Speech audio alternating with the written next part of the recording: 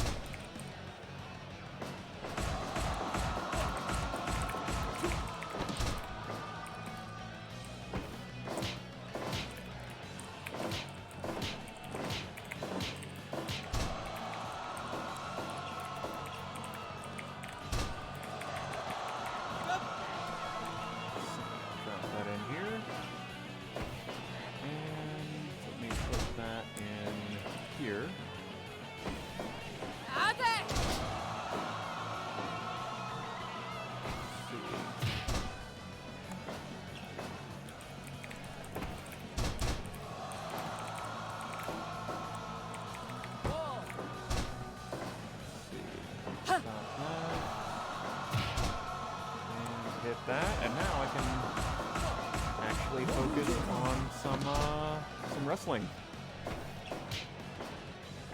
That doesn't seem right. There we go. Cool. Done it.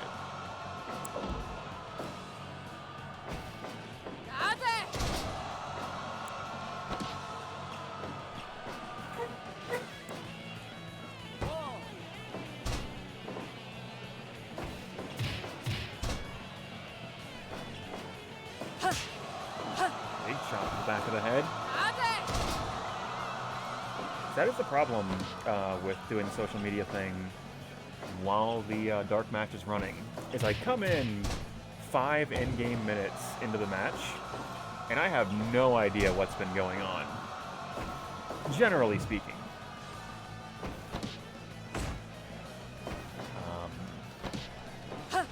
Long-time viewers might ask yourself, well, Cindy, why don't you make a go live message before you go live, and then Twitch will automatically send that to where you want to go? And to that I say, I don't know.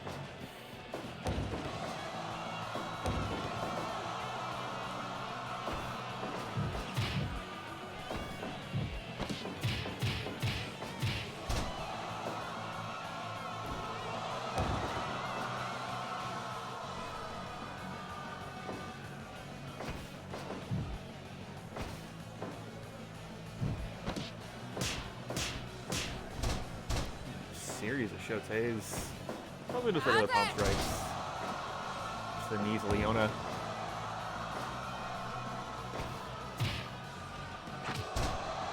Yeah, you know, that is not a bad idea. That's kind of what this is. But yeah, just like a actual real free roll is not a bad idea.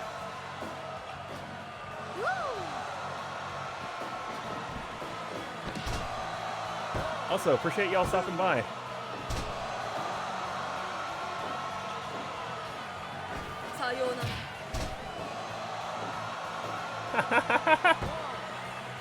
Ah, I love it. Oh, Pearl getting a shoulder off the mat. Granted, the move editor completely changed the game, quite literally. But I do very much love pre-move editor characters because I love seeing... Alright, what in the move list is approximately this character's signature move? And that giant gut punch being Leona's Neomax Super. Real good stuff. Good video game, this one. Picture perfect suplex, but not enough to put Leona away.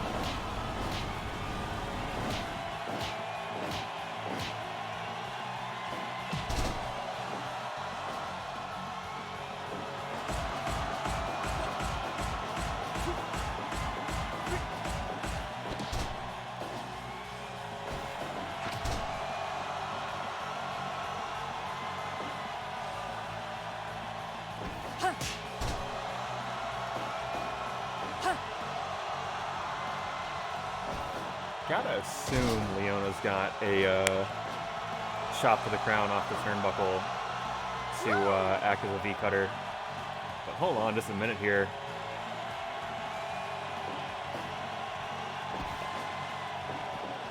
Yo, holy shit, if that ends the match, I'm gonna go fucking nuts.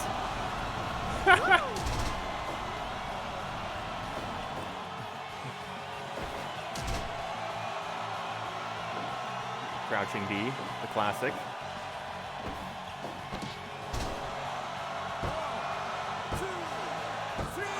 Yeah, I figured that was going to have to be it.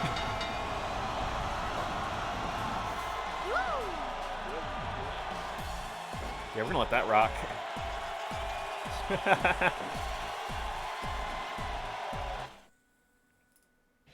I'm going to have to let Jamel know if he's not already hanging out in the chat to watch the pre-show match, because that was fun.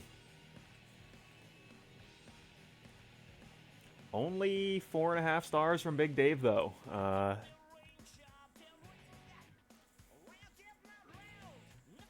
Hey, Abby, how you doing? Oh, if you missed the pre-show match, that one definitely gonna be worth going back and watching. The that backdrop spot at about the 13-minute mark, I popped for. Well, I appreciate you coming in all the same.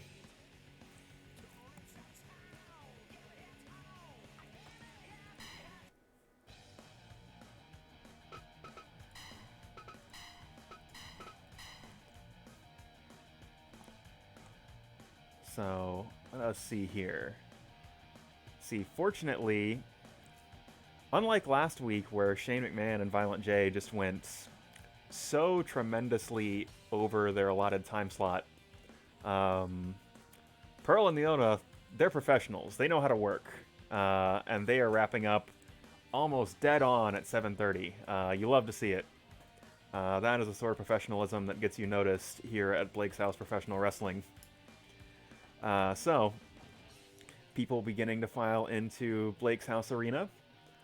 And of course, you all know what that means. So everybody get on your feet, make some noise for another edition of Blake's House Professional Wrestling.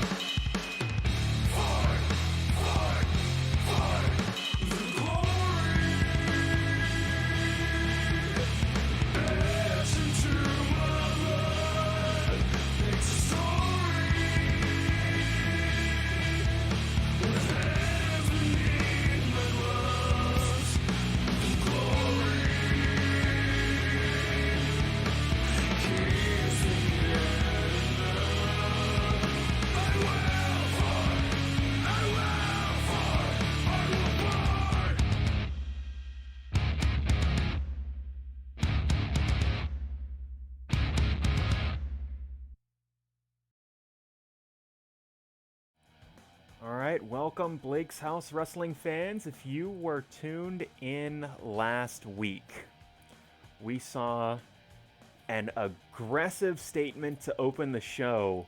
Nick Vidala, the head of Nick's wrestling organization, making a statement, both with his words and with his actions, that the Nick's wrestling organization tag team division dominates Blake's House Wrestling. Well, Cobb and Vidala taking on Walsh and Newton in the opener and backing up those words so very effectively. We're going to be seeing some more tag team wrestling from Nick's wrestling organization this week. But in addition to that,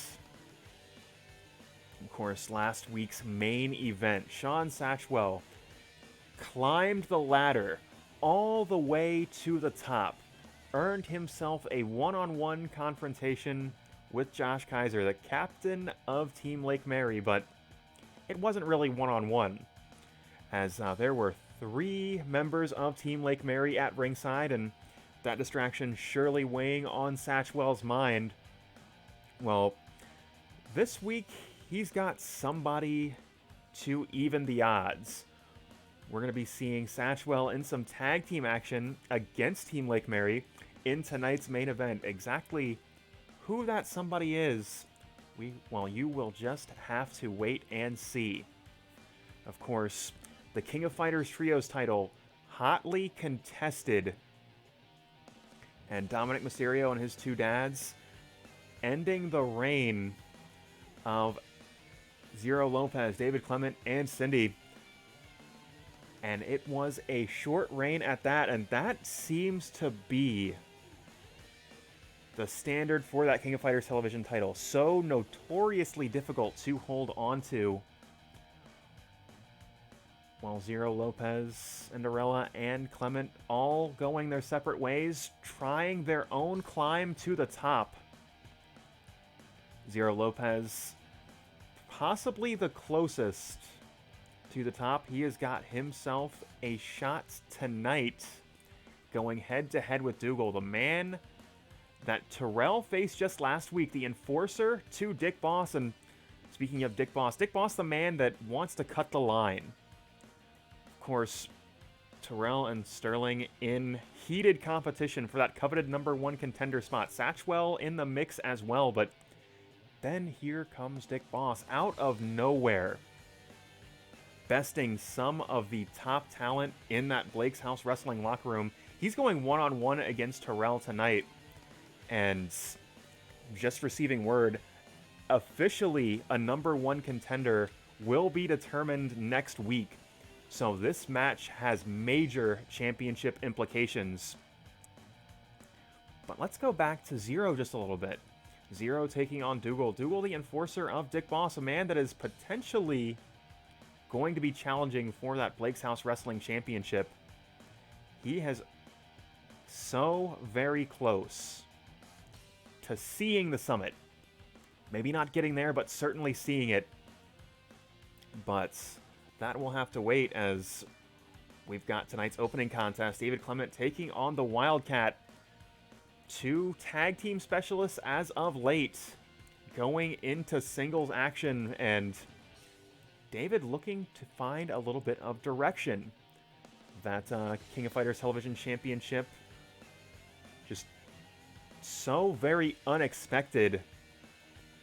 But where does David go from here? Well, there is only one way to find out, as he gets into the ring with the Wildcat in that match. It's right now.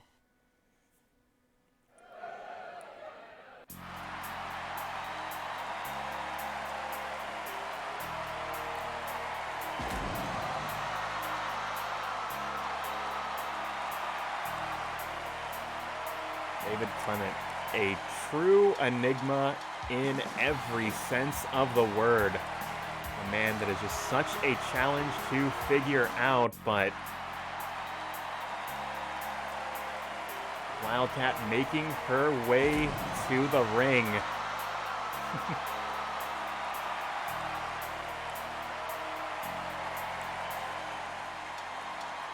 Just Such high energy, such devastating kicking power. David is going to struggle to pin her down, and Yuri already coming out strong. Just hold on, David trying to switch positions here.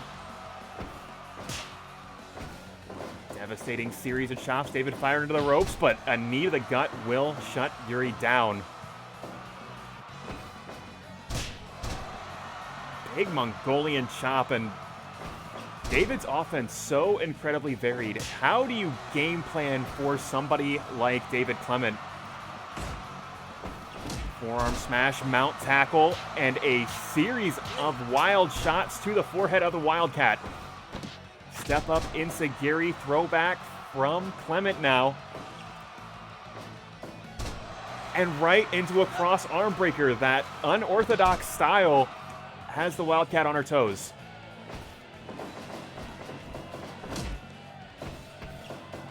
Mount tackle this time is blocked, but David just a little bit too slippery. And double enziguri, neither competitor able to make contact. And just for a fractional second, both competitors on the same page, but David looking to rewrite the book entirely.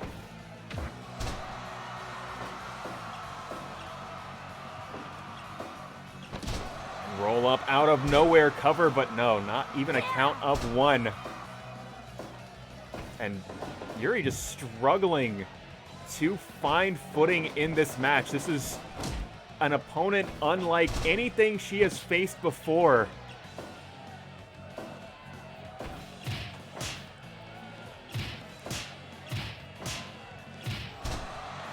Kicks to the gut. Clement just on fire. That loss of that tag team championship, clearly a major motivator as he continues to target the arm, and this is an entirely different David Clement. Somehow, some way, even more aggressive. Step over toe hold, face lock applied. And Yuri so very far away from that bottom rope. Gonna have to slip out of the hold, and she does. And the legendary legs of the Wildcat on display. Big kick, but no. David again shutting her down. And again, another roundhouse kick. Second time is the charm. In this case, going for the enziguri again, but David just too slippery. And hold on, package. Pile driver will connect. Goes for the cover. 1, 2, but only gets 2.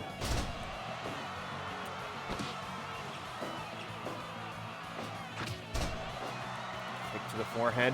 And David again just looking truly unstoppable. Classic cross chop across the face, and David's offense so spectacularly varied. It is a mystery where he is going to come from next, and that, oh my God, double underhook powerbomb center of the ring, but that is not quite enough. The Wildcat all Hart going for a cover of her own, but only getting a count of 1.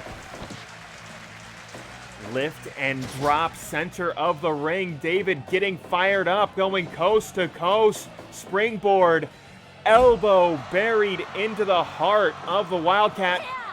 And Yuri again going for that enziguri, but David just too fast. But a shotgun drop kick is the answer. Burying boots into the chest of Clement, going for the cover. 1, 2, no, only getting 1. Yuri all heart, but David all toughness. And another colossal Mongolian chop, and David once again in control.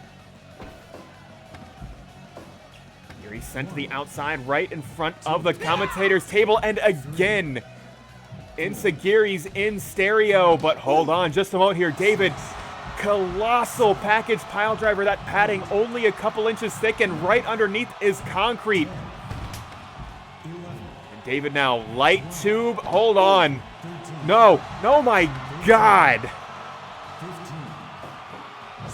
Murata's count at 17. Get in the ring. Big arm drag and guillotine across the throat. Yuri finding a second life.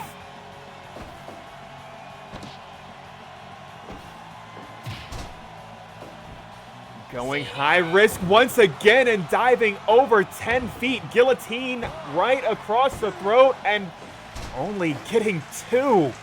Only two back-to-back guillotine leg drops.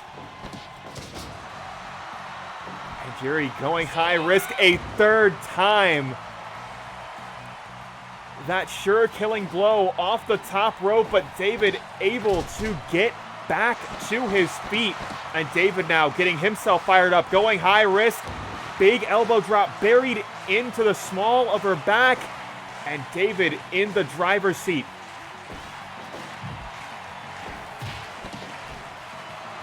And hold on. Walking the ropes, and we are seeing offense from David I have never seen before.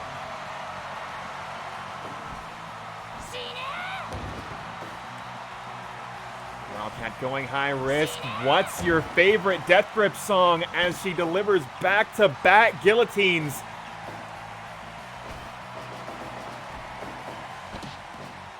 Float over DDT. David rolling through.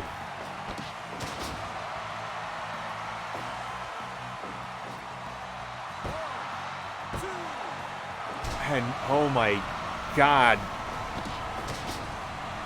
Big head scissors back to back, going for the cover again. Do not adjust your set. 2, 3, count, fall.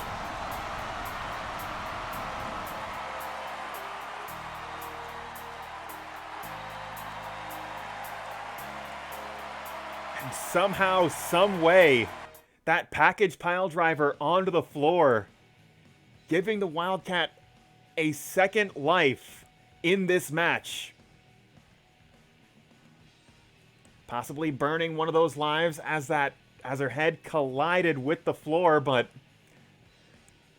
whatever the case may be, Wildcat proving to be a force of nature.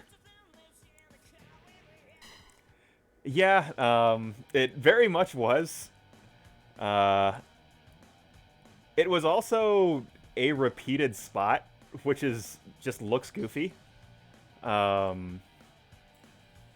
That is the type of stuff you see on a free-taped episode of SmackDown.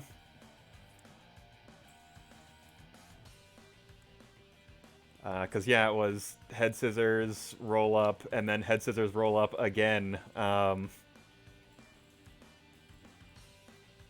think really kind of the only black spot on that match, though, was the finish, because otherwise, you know, David looking like a monster for about 9 minutes, and then Yuri overcoming.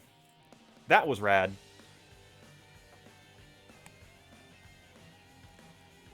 Plus, let me see here. Yeah, plus both, like, you don't come out looking bad losing to a roll-up, I suppose, is the one good thing here. So, David got to look strong. Yuri got to pick up the victory. And, yeah, it is all square there. Let me see here.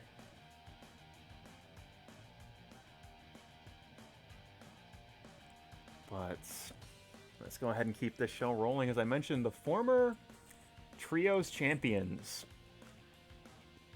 trying to find their footing. Zero already has a little bit of direction, but David and Cindy definitely trying to figure out exactly where they are going to end up. And right now, Blake's House Matchmakers sees some potential in Cinderella going head-to-head with Cobb. Two catch-as-catch-can specialists. Two individuals that make spectacular use of that Triangle Lancer hold. Of course, Laz Cobb, a former Blake's House Wrestling champion. Cinderella, a relatively new addition to that Blake's House Wrestling roster. Trying to find exactly what her story might be. So, Let's go ahead and get into this match. And we'll find out together.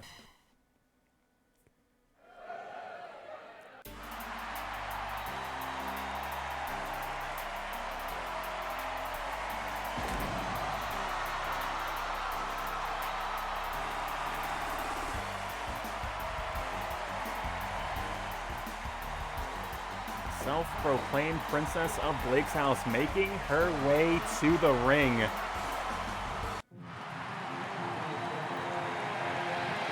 But, said Laz Cobb, just an elite competitor. Former Blake's House Wrestling Champion.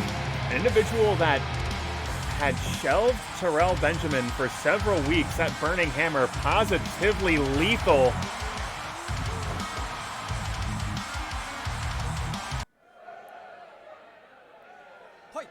Right now it is going to be just two submission specialists going head to head, and Cindy going for that big show Tay, but Cobb had it scouted. And Cobb answering back. Yakuza kick square in the chest.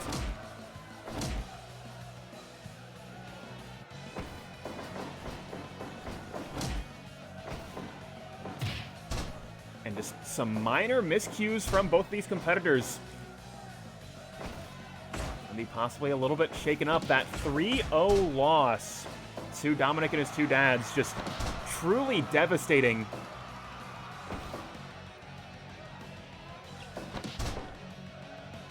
Just drop toe hold will connect, and you can see this is an entirely different match than David and the Wildcat. Both of these individuals just taking their time, being exceedingly patient, because one false move could end in defeat. As both Cobb and Princler, one clean submission hold away from victory.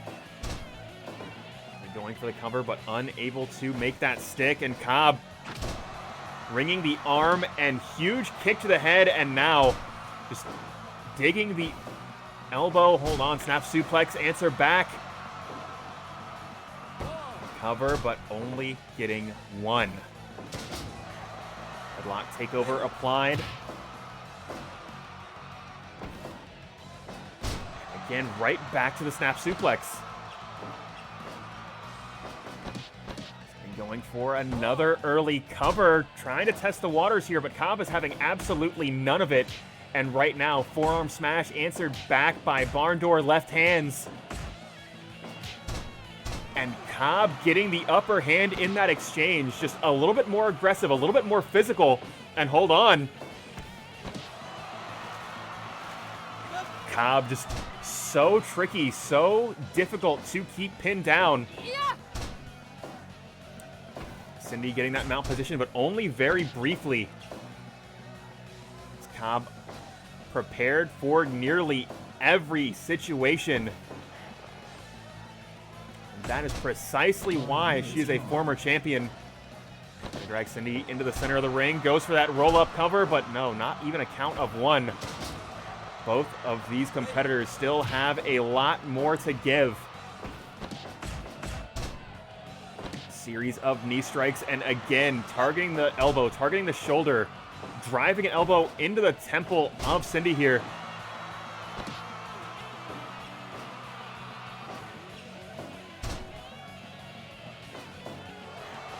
Single leg crab, and you can see there's that extra aggressiveness of Cobb, just stepping on the neck, the upper back of Cindy, just making that hold just a little bit more intense, a little bit more difficult to break out of.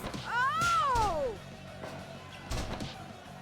And hold on, locked in center of the ring. And as I said, both of these individuals, one clean hold away from victory, but you've got to get that locked in tight. Cobb unable to do so.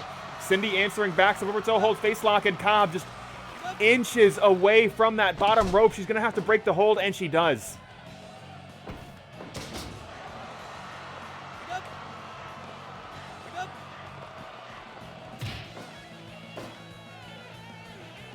Both of them just taking things slow here. Again, neither wants to overextend. Cobb fired into that blue Gatorade corner, but Cobb getting the last laugh, standing tall in the center of the ring, getting a moment to breathe. And there is that triangle Lancer hold. That signature maneuver both of these competitors share, but Cobb able to lock it on first, but Cindy answering back with a crossface, and Cobb struggling to break the hold. The neck has been targeted. Hold on, picking the leg, knee bar, but Cindy gets a hand on that bottom rope, able to break out of it fairly quickly. But that knee bar so very devastating.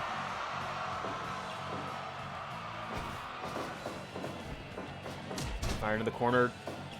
Low kick, taking the leg out from underneath the leg of Cindy, and now just a vicious series of strikes, but Cindy right back on her feet, and Cobb answering back. Huge kick to the head, and again, just targeting the elbow, targeting the shoulder. 10 minutes gone. Cobb just picking apart whatever limb you leave in front of her,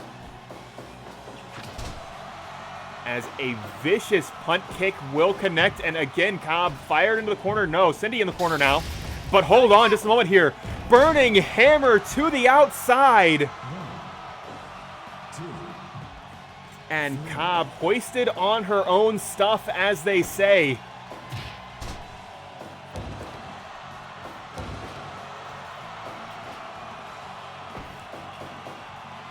I believe this match may have just gotten personal, as another punt kick driving into the side of the head of Cindy, but right now this Dragon Sleeper positively deadly. You can see the back bending, the neck bending. Oh! Northern Lights suplex transitions into that cross arm breaker. And Cobb just targeting every body part she can get a hold of. Big Solot kick doesn't find its mark, and now, again, forearm smashes answered back by left hands. Cobb, huge kick to the head, and now right back to that single leg crab. Targeting the knees, the hips. Cindy fired into the ropes, and Yakuza kick once again, and right back to the legs. Again, any outstretched limb is a target, and Cindy's are quite long, as Cobb again going to the knee bar. Cindy unable to reach the bottom rope. Hold on, Insagiri will connect. Cindy going up top. Possibly looking for the blockbuster off the top rope. Is that going to be enough? Cover. 2, 3, count, fall.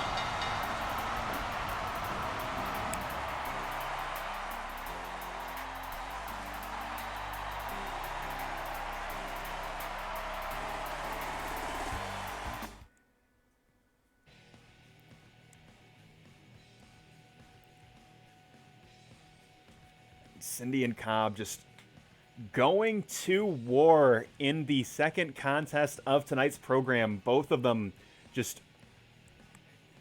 absolutely punishing one another, but the turning point in this match, that burning hammer to the outside, hitting Cobb with her own finishing hold as she tumbled to the outside, that really shook her up, really took her off her game. Cindy able to pick up the win with the blockbuster, and that was all she wrote.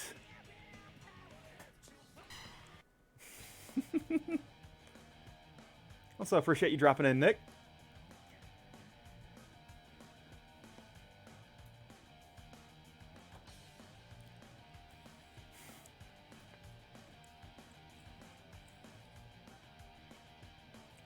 You know, I think the promoter can have a couple wins as a treat. Especially considering that Princler was a mid-carder for like 2 years.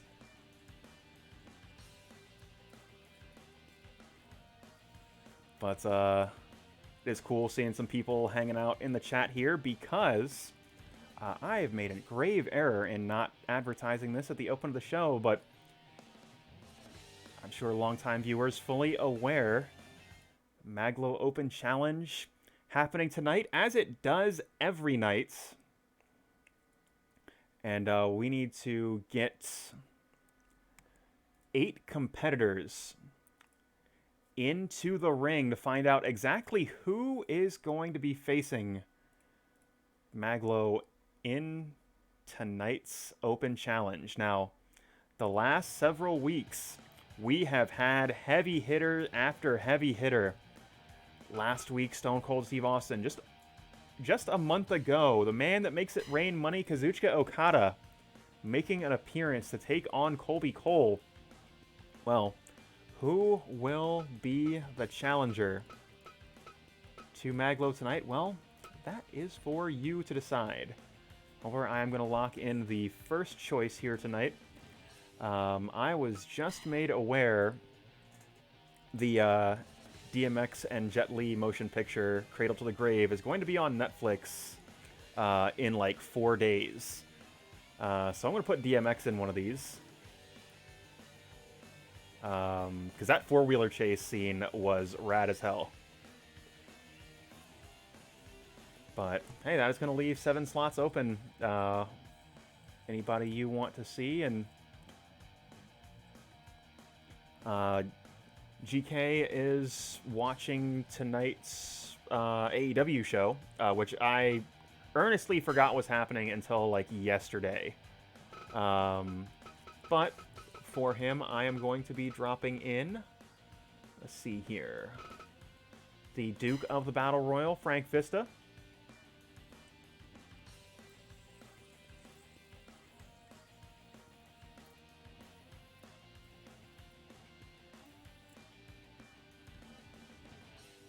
I think the one challenge to running the audience participation part of the show so early is people show up about halfway through the show.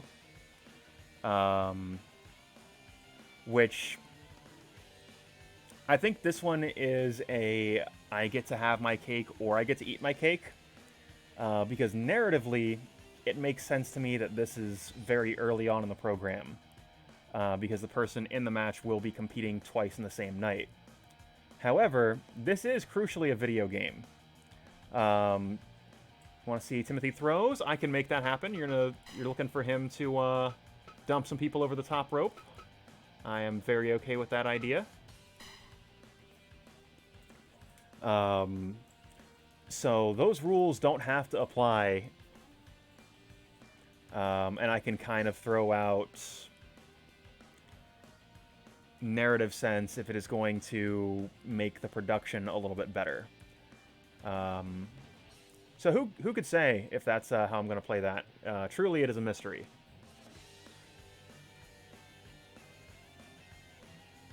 But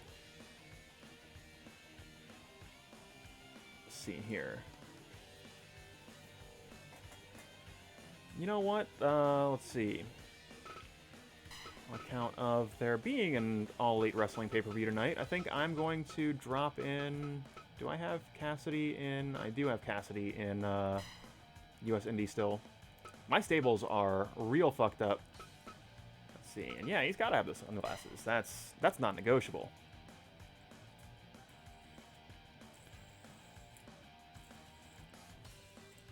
And I gotta say, already, we've got a fine lineup of competitors.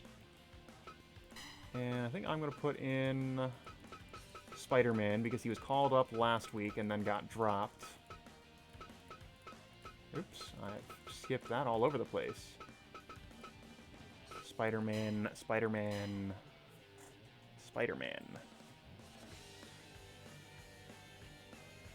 I think Spider-Man and Mag.Lo have fought at least once.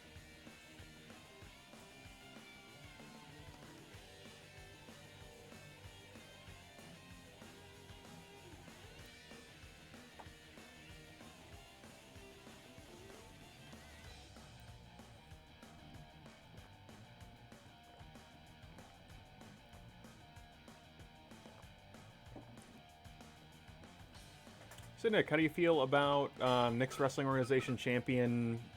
Let's see here. Oops, skipped it over here.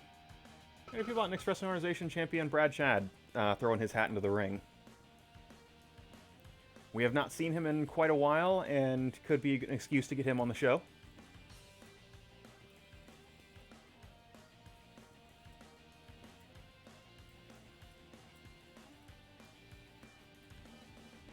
All right. Like the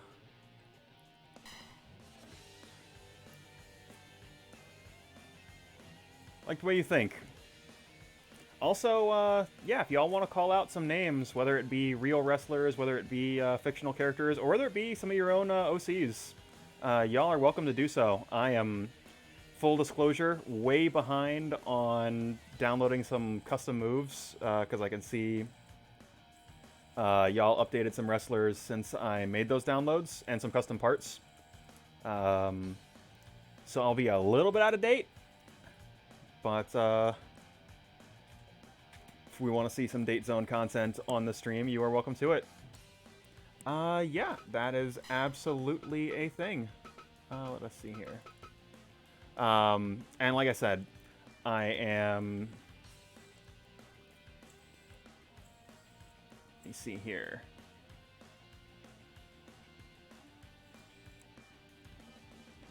My call on who? Let's see. Oh man, I need to go back through and update these characters because apparently I'm missing a lot in the way of custom moves and custom parts. Let's see here.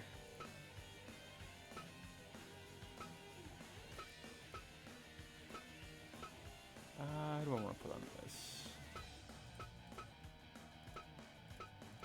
Let's see.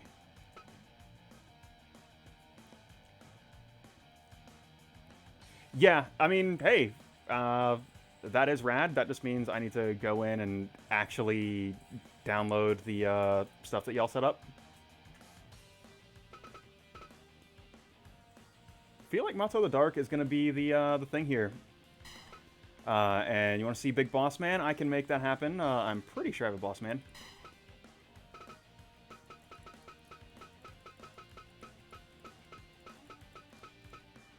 Let us see here. I do, in fact, have Big Boss Man.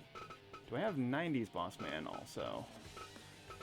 Let's see here. Just out of curiosity, for my own sake.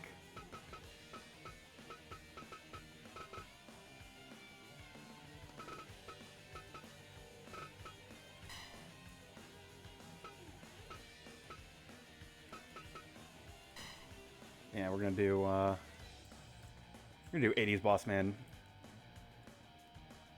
So that's gonna be all 8 names, and yeah, I really need to get caught up with your Red Max program because I only saw the first couple streams, but very much enjoy it. Very much enjoy the production of it.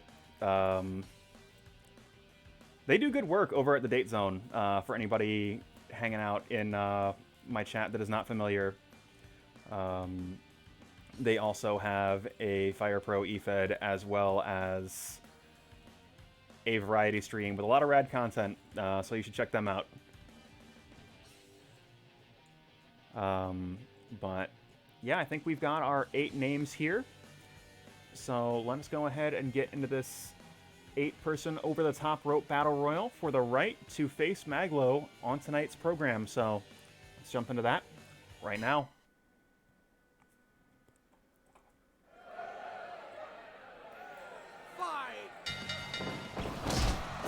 And already the opening seconds of this contest, just pure chaos, as it always is. Give up. As Timothy throws, just slugging it out with Spider-Man. And hold on, Cassidy, big drop kick to Brad Chad. I believe this will be the Blake's House Wrestling debut from Motto the Dark. So let's take a look and see what's this may be the Blake's House Wrestling debut for Boss Man as well. See what both these individuals able to accomplish in this battle royale. As if you can beat 7 other vultures, you have earned yourself a shot at greatness. that is easier said than done. Frank Vista, the Duke of the Battle Royal, just so spectacular at scoring eliminations, and let us not ignore Timothy throws at the top of your screen. Just such a devastating individual. Those suplexes just tremendous, but hold on, Spider-Man grabbing a hold here as Cassidy and Brad Chad once again duking it out. And let's not forget about Brad Chad, the champion of Mixed Wrestling Organization. A man that is so very good at making the fight happen when, where, and how he wants. And that strategy is going to pay dividends in this 8-man over-the-top rope battle royal. If he can stay away from the ropes, but right now he's currently pinned by the dog, DMX. However, he's gaining ground. Those European uppercuts pushing DMX back. And that is precisely what I'm talking about when I say he is so very good at making fights happen where and how he wants. And Spider-Man, a flash roll-up, but no, only a count of one. Brad Chad, Dragon Sleeper locked in. And hold on, Timothy throws sent over the top rope as a backbreaker folds Orange Cassidy.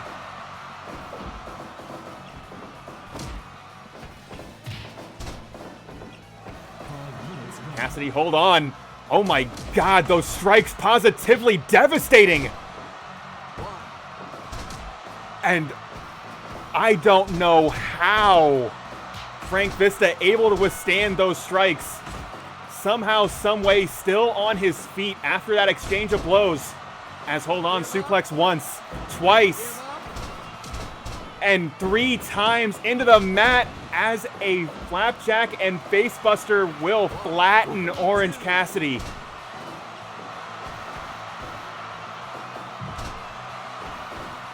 Hold on, DMX going high risk as an atomic drop levels Cassidy.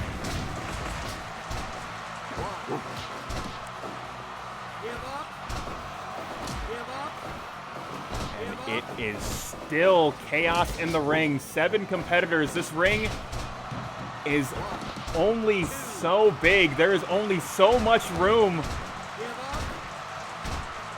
Not to the Dark currently trapped in that Boston Crab, able to power out of the hold. And hold on, just excellent technical display right from that arm drag right into the mount position.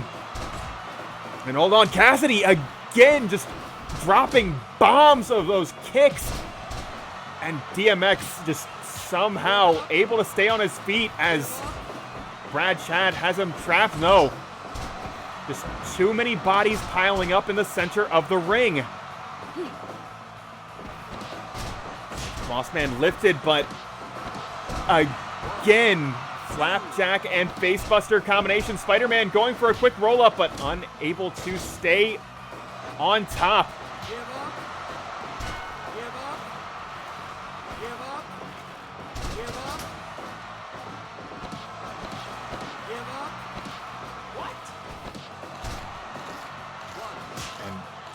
DMX being issued a warning from Mario here. Muscle the Dark busted open, a cut just above her eye, but we'll have to see if that is going to be a factor over the course of this match, as Vista getting that mount, but Cassidy burying a pair of boots in his chest. Bossman busted open as well, and as this match goes on, we've already gone 10 minutes. You start to lose your wind. You start to lose your breath, and as you're bleeding, that only gets more and more severe. Hold on, DMX sent to the outside as Cassidy just delivering a vicious series of strikes once again to Frank Vista.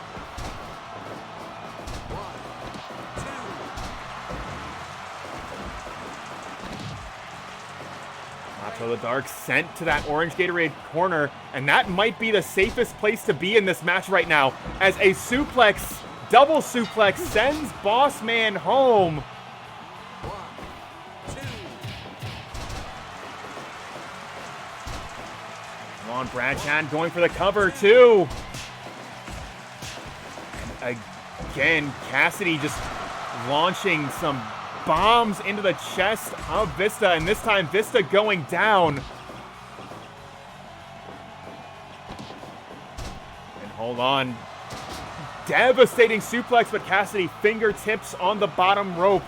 This match for Orange Cassidy will continue, and Matzo the Dark, that colossal big boot, unable to make contact, but a series of kicks to the chest will make contact here, and Cassidy trying to send, yes, he will! Frank Vista has been eliminated. The Duke of the Battle Royal is out. We are down to 4. Spider-Man rolling through, cover.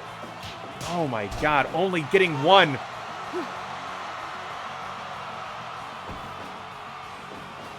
Spider-Man, no, unable to connect. Back body drop, getting Brad Chad out of the pressure, and Brad Chad just in an excellent position here. Hold on, Destroyer levels the Knicks Wrestling Organization champion. Cassidy could have a pinfall elimination on the Knicks Wrestling Organization champion. No, not quite enough to put him away. And Cassidy and Brad Chad slugging it out as Spider-Man, Matzo the Dark, hold on. Big face buster, and hold on, Cassidy changing dance partners, but he is being made to pay for it as Blazing Tornado crushes Matzo the Dark, and hold on, rolling through, goes for the cover. 1. No, only getting 1.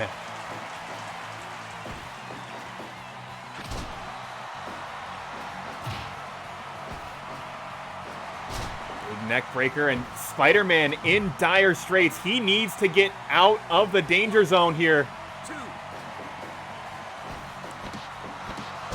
And another flapjack and facebuster combination. All 3 of these individuals at their wits' end. Belly to belly overhead suplex. Matzo the Dark, she's been bleeding on the mat for almost 10 minutes. Hold on.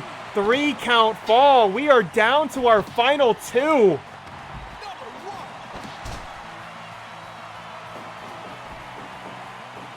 Flashing elbow, and this is one hell of a debut. Sambo suplex will connect. Brad Chad rolling through, but no. Fingertips on the bottom rope will extend this match just a few moments longer. But hold on. Goes for the cover. 2, 3, count, fall. And Brad Chad demonstrating exactly why he is Knicks Wrestling Organization champion. As he is so very good at making sure the match happens exactly where and how he wants it to.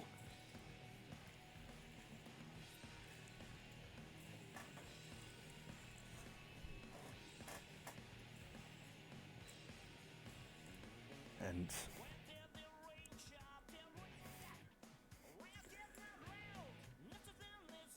yeah, getting some rumblings from the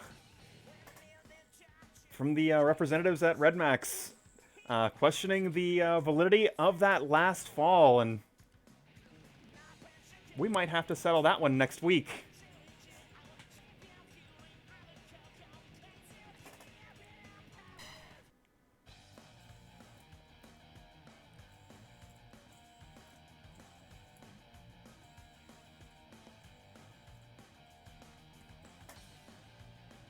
But this week, Brad Chad going on to face Mag.Lo. But I've said this the last time Red Max competitors stepped foot in a Blake's House ring. That was not the last time we will see them, and if this match is any indicator, we're going to be hearing from them very soon.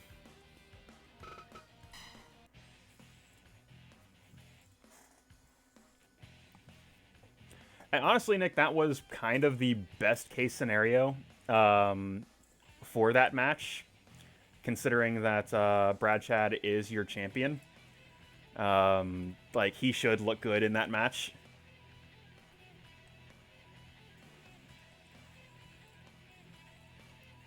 But, and plus, hey, if no matter what happens in the Mag.Lo match later, that can kind of kick off an angle there as well. So we've got some stuff. We got some stuff to play with, which is always cool and good. Let us see here. But hey, Nick's Wrestling Organization continuing to push the issue on Blake's House Wrestling Television. And this previous match, absolutely more of the same from Nick's Wrestling Organization. And this next match, we are going to see another Nick's Wrestling Organization tag team unit.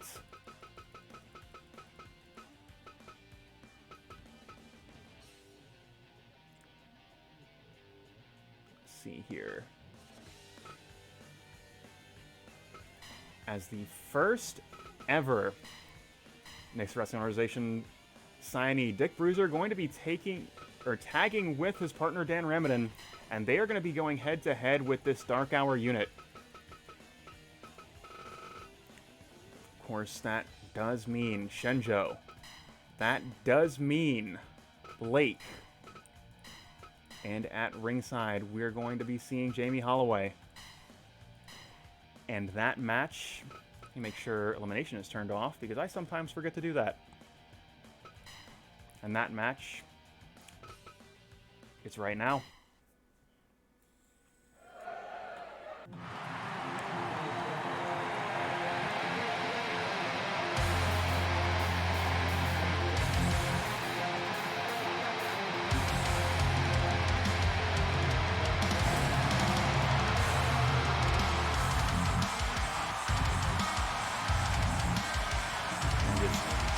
Two elite powerhouses making their way to the ring.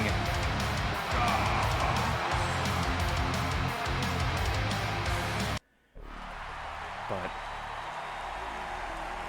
if there is anyone that can match this team with power, it is Shenjo. But let us not ignore the explosive kicking power of Blake Cavis. The arrogant swagger of this Dark Hour unit.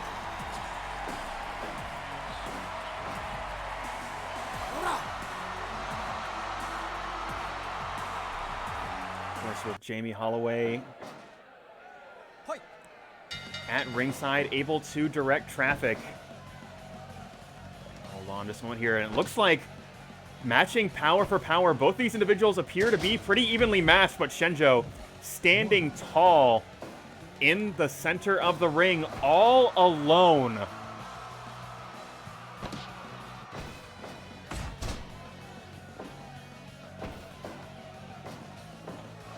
Hold on, big lift and drop. Bruiser just all power, but right now Shenjo getting the upper hand, at least for the moment. As a sidewalk slam reverses the course, and neither of these individuals pulling their punches. It is all in, just straight from the get-go, but Blake slowing things down a little bit. Dragon Sleeper just catching Bruiser unaware, and he's going to go back to his own corner, bring Dan Ramitin in, and hold on, oh my god. Just Blake caught off guard by that 2-on-1 situation. And Ramitin just surprisingly effective as a technical wrestler, as we saw his series with Frank Vista. And that extra versatility is going to make a difference here, because Blake is not going to attempt to match him with power. He's going to attempt to match him with speed, to attempt to match him with striking ability. And right there, catching the leg right into that Dragon Screw leg whip. That is precisely the tools that Ramitin brings to the table, but belly-to-belly overhead suplex. Shenjo, he says no to all of that. He wants to lift his opponent up and drop him right on the canvas, quickly and repeatedly.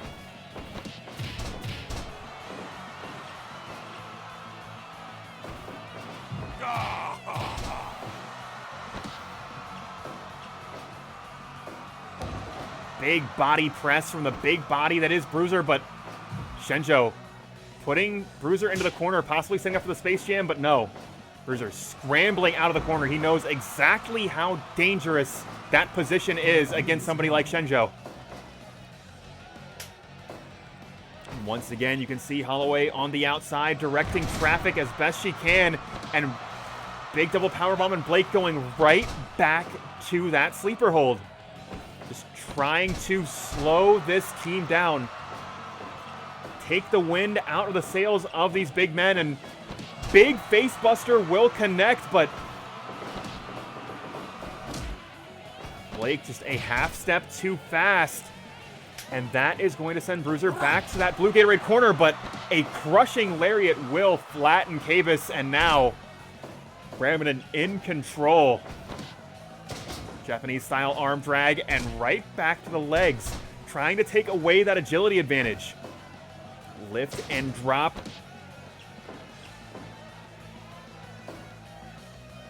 And ordinarily, oh my god, colossal knee drop off the top rope and a guillotine across the throat.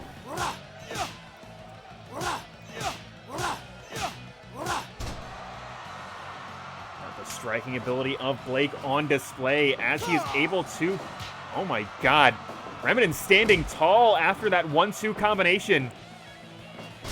This man tougher than a $2 steak and just grinding those boots against the forehead of Shenjo, flipping through, but Shenjo just a fraction of a second too quick for him. Big chop to the chest, and Shenjo gives him a little bit too much room to breathe, able to make that tag, and here comes a fresh Bruiser. But hold on, knee bar applied. Bruiser able to escape, and looks like this Dark Hour strategy is going to be just to cut these big men down. You could see Blake going for the submissions. Shenjo uncharacteristically targeting the legs of these larger opponents.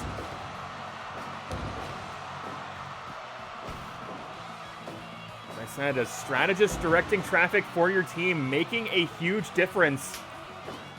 As Holloway calling some plays while the illegal man is on the apron, and hold on, stacks him up with that powerbomb too, but only getting 2. Big thumb to the eyes. And Harada not even issuing a warning here, but a shoulder breaker is the answer back this Blue Gatorade team needs.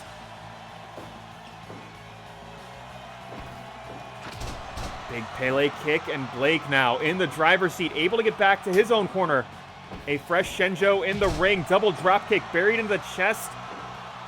And now Shenjo again just targeting the knees of his opponents, trying to slow these big men down further. Ramitin answering back, no. Cover 2, and only gets 2. 2 can appear to play that game, but on reversing the suplex right into that DDT. Big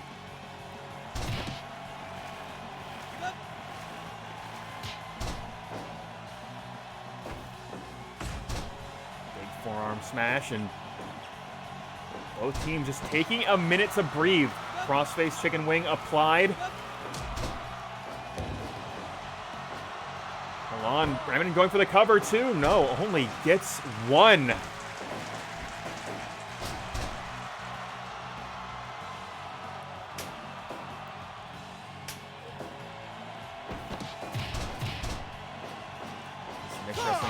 Unit again. Bruiser standing tall in that 1-2 combination, but on that Boston Crab, that modified Boston Crab, hold on. Lift and drop, crushing blow, but Bruiser able to get the last laugh, at least for the moment.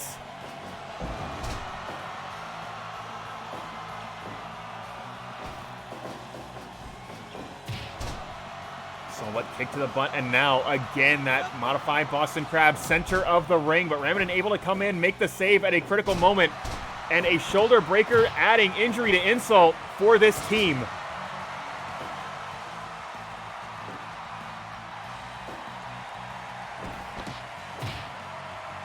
Clubbing blow, and that's going to send Blake into his own corner. Got his bell rung just a little bit there, but hold on. What the hell? Shining impact knee right to the forehead. And Dick Bruiser scrambling to get back into his own corner. Ramitin is amped. Crushing elbow buried right into the heart of Shenjo, and he is not done yet. This time, double knee drop will connect. And Shenjo just collapsing to the mat. Shenjo, he is not returning to his own corner. After that vicious assault, Ramitin rolling out of the way. And Shenjo colliding with canvas just popped up and dropped onto the mat. And that is going to be your cue. Shenjo getting out of the ring. That vicious assault, just too much to take. But here comes a fresh Blake Canvas flashing elbow center of the ring. And another one for good measure. Do not adjust your set as a series of wild chops connect. And crushing elbow just caving in the forehead of Blake Canvas. Flapjack and cutter combination. And Blake again just throwing off the calculations just a little bit. Able to get in a half step early. And that costs Bruiser that opportunity as Blake goes high risk. Big frog splash in honor of his Uncle Eddie, but he is not done yet. Here is a second one for good measure.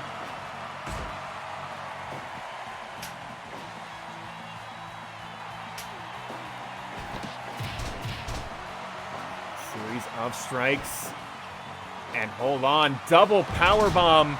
The shoe is on the other foot now with Shenjo dropping a bomb of an elbow cover, but that is not enough to put this team away. And Blake, just amazing display of athleticism, able to escape the corner, able to escape the pressure. But Dan Ramitin, Japanese style arm drag, guillotine leg drop across the throat.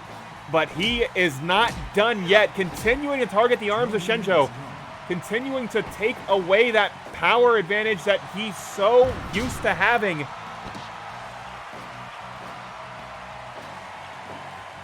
Both teams giving everything they've got, but neither able to get that sure killing blow, neither able to finish this fight.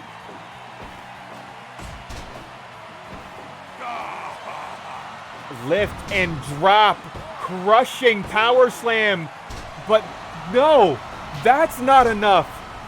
Blake somehow, some way, shoulder off the mat. And as a wise man once said, when in doubt, throw yourself at your opponent. And that is exactly what Dick Bruiser did. That big rig power bomb, the sure killing blow this team needed.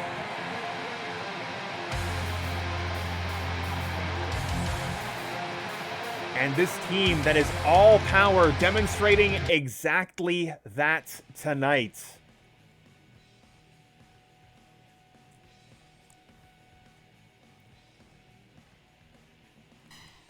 I guess Dave doesn't like Haas fights because he only gave us 3 3/4 for that one.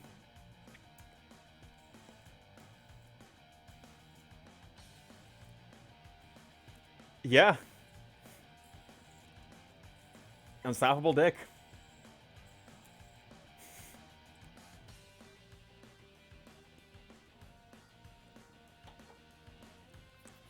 Yeah, I remember you mentioning like your guys like not hitting their finishers reliably enough. I tweaked some numbers a little bit. I also moved a couple stats around, and I feel like pretty okay with where they're at now. And to answer your question from earlier, yeah, I just haven't set up the music for your stable. I have had those files for like a month, but also real life sometimes happens. I will get to that, but you know how the stream works. I will get to that is a thing I say very frequently, and sometimes I actually do. And sometimes we have the MMA division, which has been on hiatus for like over a year. Who could say, really, what's going to happen on this program?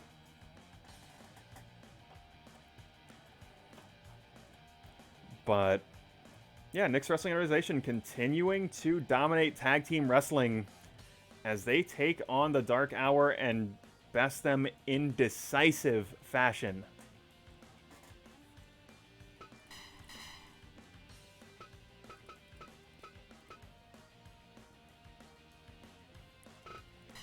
Well, right now, the former King of Fighters Trios champions, Team Blake's House, from as recently as last week. Honestly, you're not too far off. We did have like a mixed martial arts division over a year ago. And then like there was going to be a rebalance. Like I had to remake a couple characters.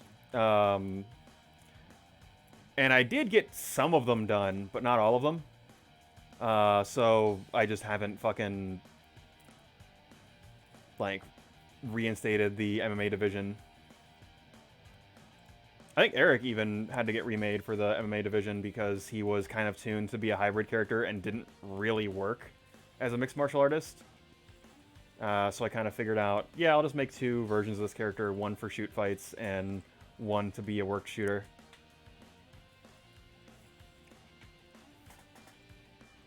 But he did kind of kill the territory and then leave. Sometimes that is how that goes. Although, like, we had a storyline reason for him to vacate, but just, like, never picked it up after he vacated. So, theoretically, that could still go on with a vacant championship. Whenever I feel like picking that up, I suppose, is the real thing here. But at this point, I think the roster is just too big to make room for another division. Is part of the reason that it just hasn't come back. It's not the entire reason. The other reason is that I am very poor at managing my time and have not rebuilt that division. But that's another conversation altogether. As right now, the former King of Fighters Trios champions 1-1 on this evening. Well, Zero Lopez has a chance to be the deciding individual, although calling them a team at this point might be overstating a little bit. That Blake's House Wrestling Trios team, in the words of Cindy herself, somewhat thrown together, somewhat an unexpected alliance, and Zero Lopez certainly has championship aspirations, as does David and Cindy, but whether that be in the singles division, the very crowded singles division, or the hotly contested tag team division, that much is unclear, although Zero making his statement very well known as he calls out Dougal, the enforcer of Dick Boss, in a one-on-one contest, and that match is right now.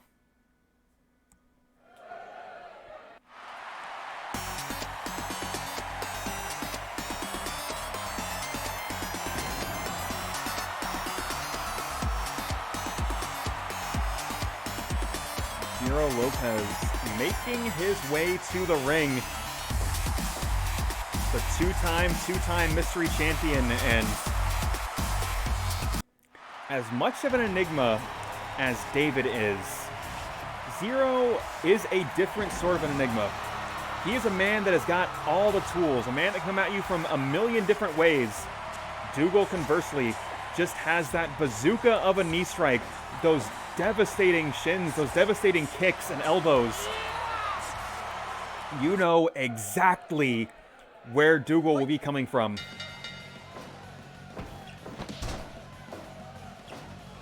Zero's job is going to be just to avoid those significant strikes, and Dougal already starting things off, going for that boost kick early. Zero going for the mount tackle, unable to make contact. But right now, so far, able to outmaneuver the kickboxer.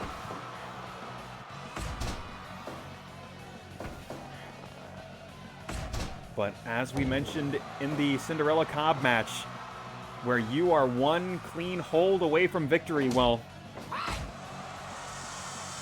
Dougal is one clean hit away from victory.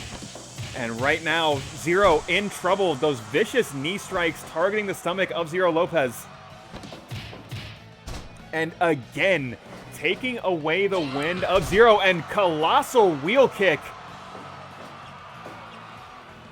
Dougal getting amped up in the opening moments of this match, and just a vicious series of strikes. Zero unable to find his footing.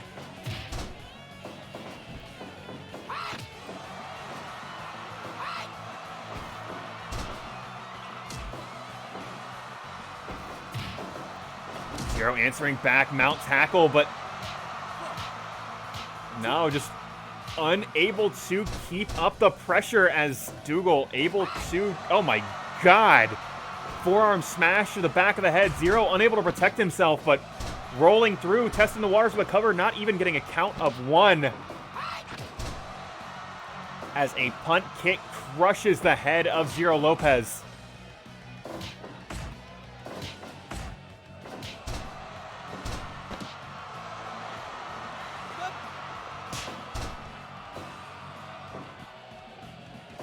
Oh my god, that boost kick just out of nowhere. Zero did not see it coming, but somehow getting a shoulder off the mat at a count of 2.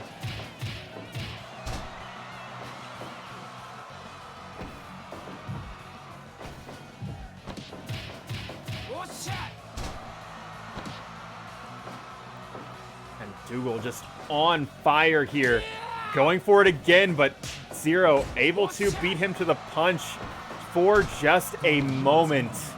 But that is the only moment he needed to stay alive in this match for just a few seconds longer. Big super kick answer back from Zero Lopez. Enziguri to the back of the head. But Dougal just right back to his feet like a machine.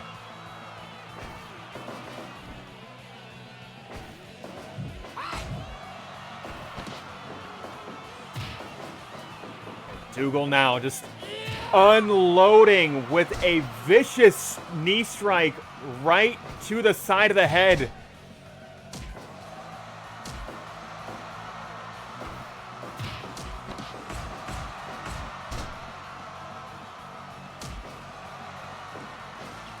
Zero just unable to get anything going. Dougal just too vicious, but sidestepping that boost kick. He's bought himself some time here, bought himself a chance. Stretching Dougal out with this surfboard technique here, but no. Dougal slipping out of the hold. Zero just unable to maintain that grip. He's taken so much sustained damage over the course of this match. And again, boost kick delivered right to the back of the head. Going for the cover. 2. No. Zero will not give up. He will not be denied.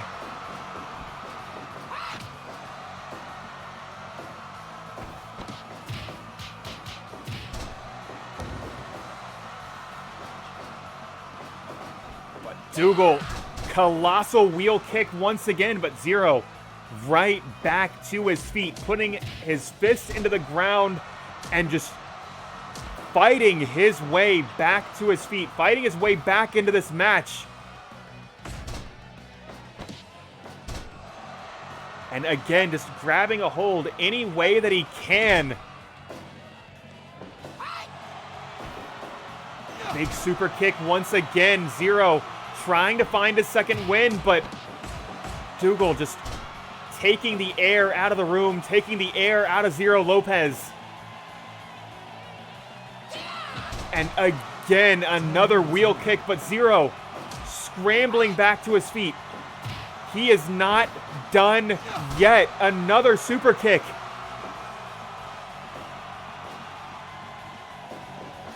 Zero now dialing long distance. Sling blade crushes him. Goes for the cover. 2. And oh my God, so close. Zero fighting his way back into this match any way that he can. But those forearm smashes positively deadly, and that wheel kick crushes him. But Zero answering back. Enziguri taking the head clean off Dougal's shoulders. Both these men at their limit, so very close. Hold on, big backbreaker.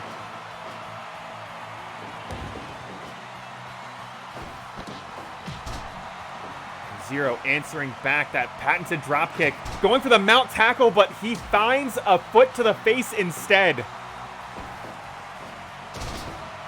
Big neck breaker, but Zero, he's not done yet. Hold on, this could be it. Puerto Rican Destroyer. Goes for the cover. No. Fingertips on the bottom rope. And Zero, your princess is in another castle, but he is going high risk. Dive kick off the top, and Dougal unable to protect himself. That big 450 splash will connect.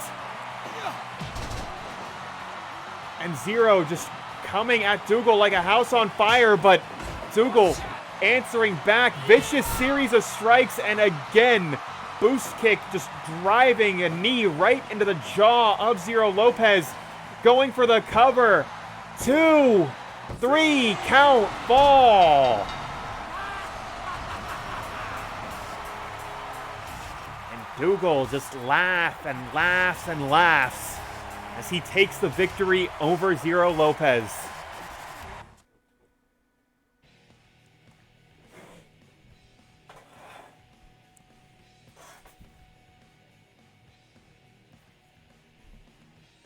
And that Zero Lopez hope spot in the tail end of that match was something.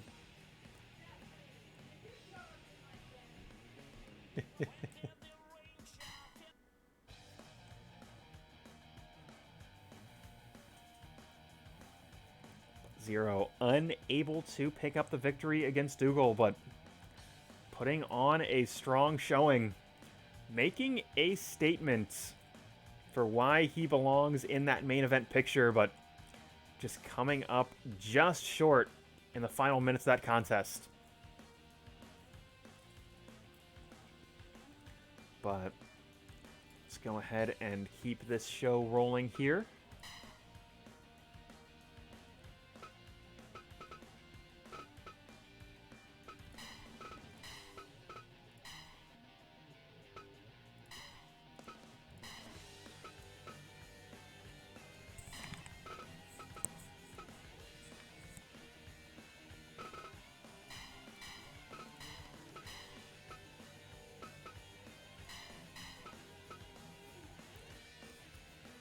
Right now, Solarion trying to build up just a resume of victories, as he's got a climb himself.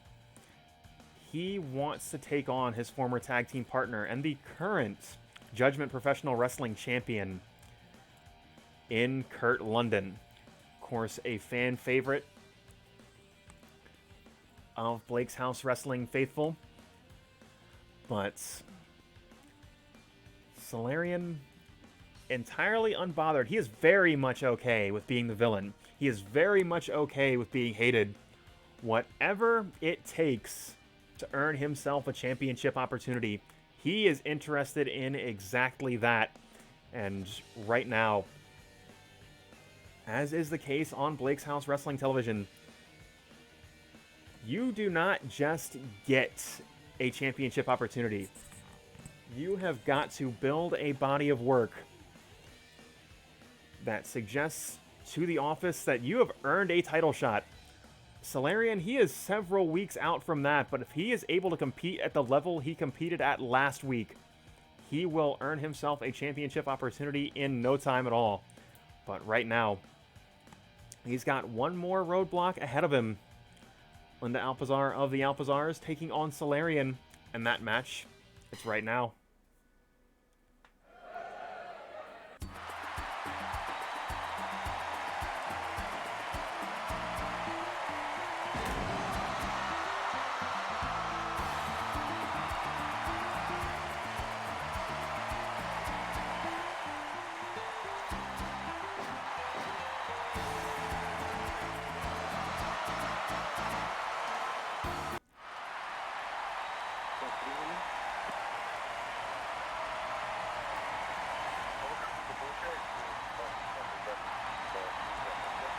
Solarion making us wait just a little bit.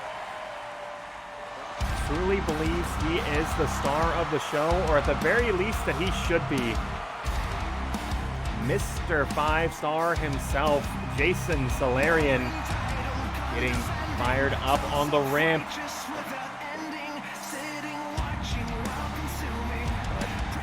Let's take a moment to talk about Linda Alpizar, the first competitor walking out of the curtain in this contest. Just a slippery striker, just already going for those series of knees here. Watch for that super kick. That is a tool that she goes to early and often, but that is going to be such a challenge against Solarion. Somebody that is able to match her speed, able to match her in terms of athleticism, and rolls through double stomp from Solarion here. Could be a bit of a mismatch, but there's one thing Linda has got. It is Hart. As right back to her feet after that DDT will connect, rolling through. See both these individuals have a second at ringside. Linda seconded by her husband, Eric. And Solarion seconded by Big Boss of Judgment Professional Wrestling himself, JBIII. And that is one hell of a man to have in your corner. But Dragon Screw leg whip as we move the focus back to the inside of that 20x20. Linda, again, as I said, she is hard to pin down. But Solarion looking to do exactly that. Alpizar watching on as Linda trapped in that side headlock, at least for a moment. Dragon Screw leg whip. Solarion possibly challenging the legs, the knees of Linda Alpizar, taking away that kicking ability.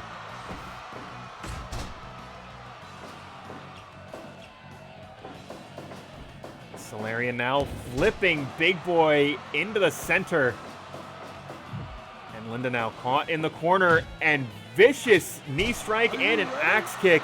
And Solarion, he is not done yet. As a star shot connecting, but taking a little bit too long to pose for the crowd, and that's going to deny him an opportunity to make the cover.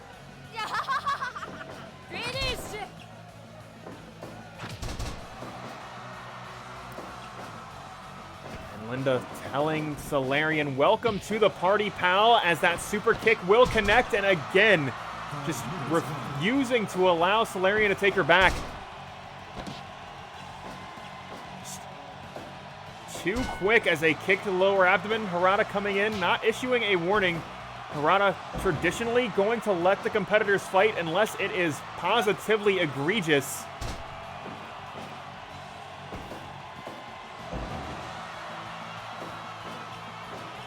Harada, historically a man not interested in being asked for much of anything, but Linda now attempting to take the back of Solarion, but a drop toe hold will shut that down. They're going for a bit of an early cover, gets a count of 1 out of the deal.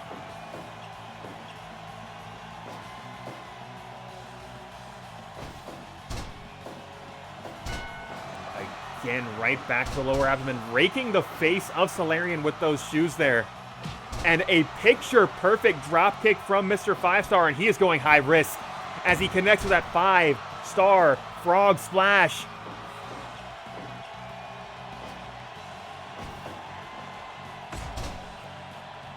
Linda now going up top herself, and just big boy senton diving off the top, and a second one for good measure. Desperation neckbreaker will connect, and she's going high risk once again. As a big body press off the top cover. And oh my God, only getting a count of 2, but Solarion answering back. Star shot will connect, goes for the cover. 2, 3, count, fall.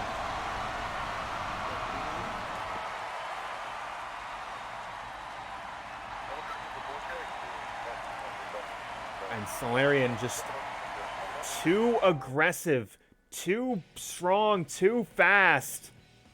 Able to keep Linda pinned down with those devastating strikes. And that star shot doing her in. And Solarion, one more notch on his belt, getting one step closer to challenging Kurt London. But before we get on to our next match,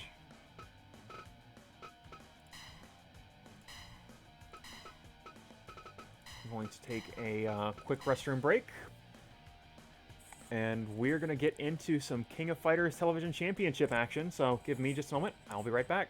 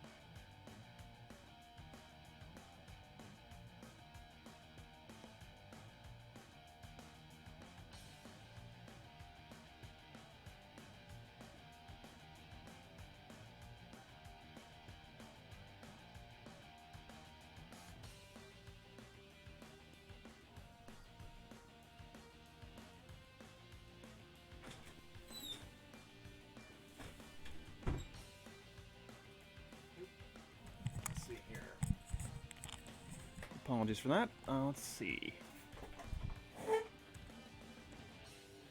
So we're going to go back to the roots of this championship just a little bit. As the three major stables, Blake's House Wrestling, Judgment Professional Wrestling, and Nick's Wrestling Organization, jockeying for position. But, you know what? Let's go to another place entirely.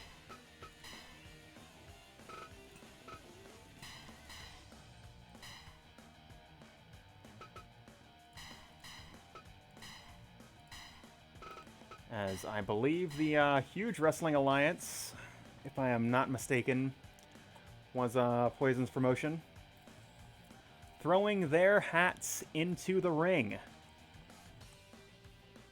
As Hugo, Poison, and Roxy taking on Dominik and his two dads. And that is going to be some six-man tag team action. And that's next.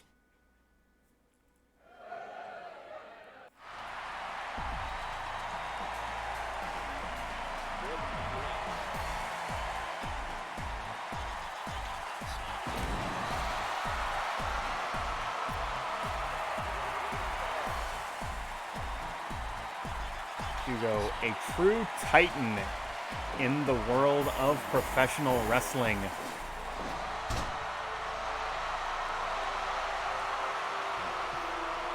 Poison and Roxy certainly able to get things done, but let's take a moment to appreciate this team that won last week 3-0. Dominik and his two dads, just tremendously effective, supremely athletic, supremely technically gifted.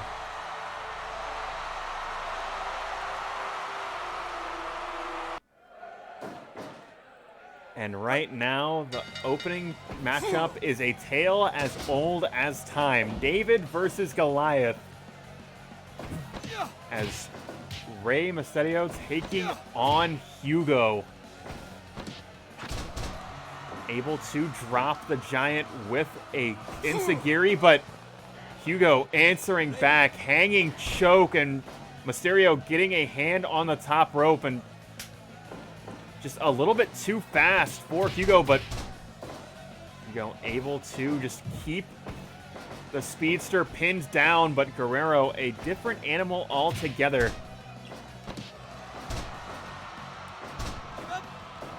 Guerrero looking to just wear down the larger opponent. And that is going to be the difference maker as that head scissors just drops Hugo right on his neck. Hugo lumbering into his own corner. Major speed disadvantage, but right now, Guerrero has to contend with the toughness of Poison. Well, pardon me. His son, Dominik, has to contend with the toughness of Poison.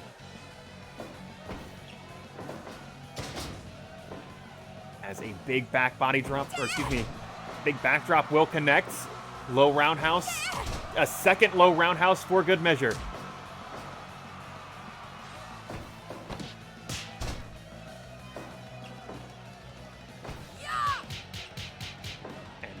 Deadly series of strikes, and Dominik answering back as best he can. Forearm smashes, pushing Poison back, but Poison getting the upper hand, and here comes a fresh Roxy. Closed fist right to the face of Mysterio. And just grabbing at the throat of the Mysterio kid here.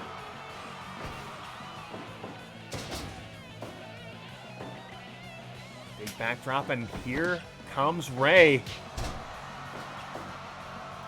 But Roxy not finished with Dominik, and that could be a mistake, as that leaves an opening for Rey Mysterio. Shotgun dropkick right into the face. And the speed of Mysterio on display, sidestepping the dropkick, and that's going to force Roxy to change tactics a little bit. Big jawbreaker, planting her on the mat. Drop kick now to the back of the head this time. Mysterio just all athleticism, just keeping the heat turned up as high as it will go. Big clothesline, and once again, Poison the legal competitor in this match. Roll through from Rey Mysterio. Snapmare will put Poison on the mat, and picture perfect arm drag.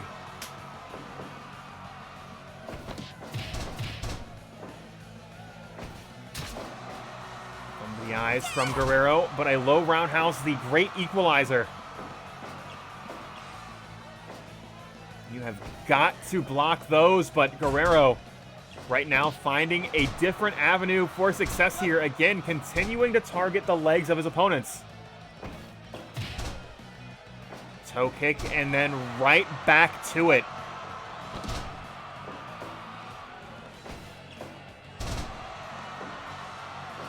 Guerrero, just a technical marvel, keeping Poison just completely pinned down. But the game has changed.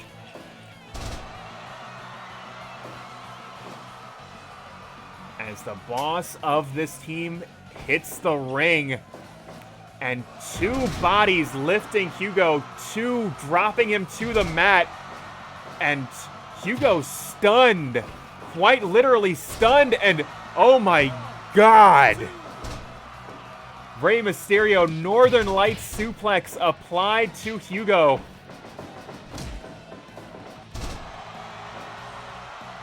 And Rey barely able to stay focused in this match. Roxy attempting to distract him, but able to get that arm drag, able to pin Hugo down, at least for the moment. But right now, this Mad Gear team putting the boots to Rey Mysterio. As a big body press will attempt to score the elimination here, but too many bodies in that blue Gatorade corner. Wheelbarrow face buster, and Mysterio going back to his own corner. Here comes a fresh Eddie Guerrero. Hugo doing the same. And again, double power bomb. Poison answering back. Rana to the center, goes for the cover. Two, but only gets two.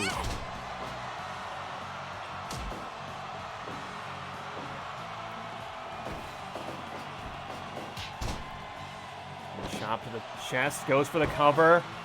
It's a long way to go, but Guerrero able to kick out.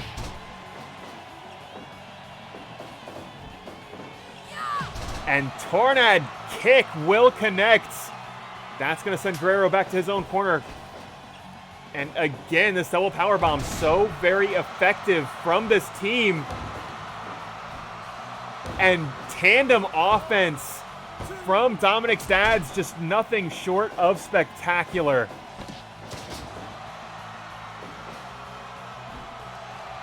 And again, another big body press. And Dominik Mysterio right now just putting on a spectacular display, taking on both members of that huge wrestling alliance. But hold on, wheelbarrow facebuster once again, and Mysterio in complete control, but Poison answering back, bringing this fight into her own corner. Roxy now a legal competitor, and that's causing Mysterio to pause just for a moment. And oh my God, closed fist right to the side of the head, and Roxy is not finished yet. Leaping lung blower off the top. Roxy just a force of nature. But the Mysterio's just double drop kick, changing the momentum just enough, giving Dominik some time, giving Dominik some energy.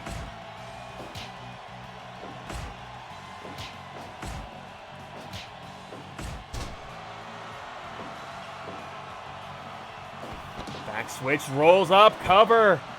2, but only gets 2.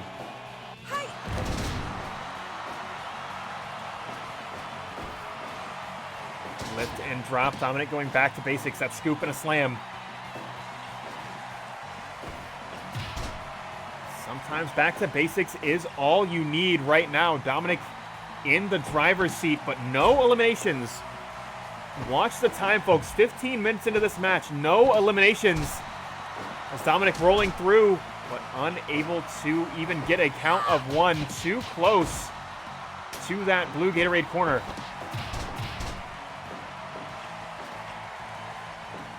Both teams giving everything they've got to this match. You got to figure when one elimination happens, the others soon to follow. Hugo getting fired up, sending Rey Mysterio to the outside, and Hugo attempting to call out Eddie Guerrero, but Dominik Mysterio coming in defense of his father.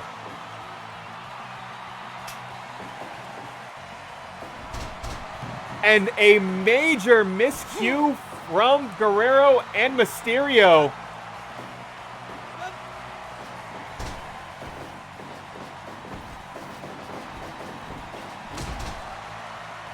And bodies launched across the ring, back and forth. Hugo just launching his body at his opponent.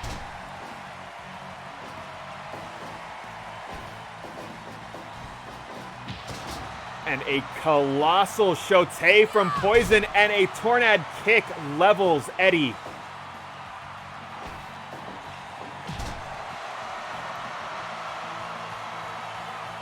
They're trying to get the crowd behind him, locks this hold in. Poison trapped in the hold, but Hugo able to make the save, and now Harada lost control of this match. Rolling through, cover, and oh my God. A bazooka of a knee strike from Hugo, breaking up that pinfall.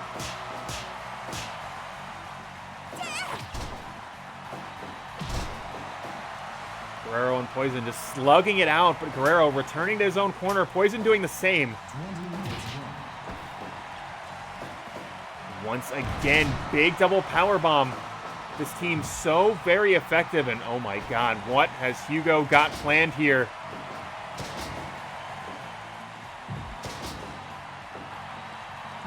And triple moonsaults out of the corner, getting a count of 2. An amazing display of agility from the big man, as Harada once again losing control of this match. Crushing knee strike to Dominik as a suplex levels Roxy. Another moonsault press, cover 1, but only 1.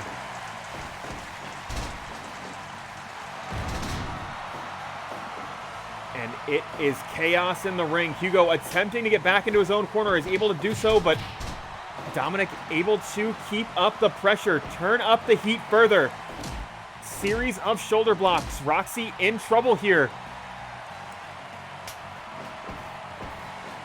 Dominik returns to his own corner, double suplex, and Roxy dumped to the outside. That's going to clear out both aprons. And Dominik blindsiding Roxy with a steel chair. 6, 7, 8, 9, 10, 11, 12. And Roxy looking to get the equalizer into this match, but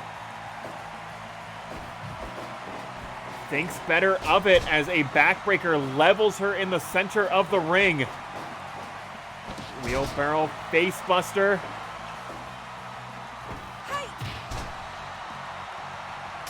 Hugo once again the legal competitor for this huge wrestling alliance. Hugo fired into that orange Gatorade corner. Mysterio going high risk here. Oh my God. Going for the cover. It's a long way to go.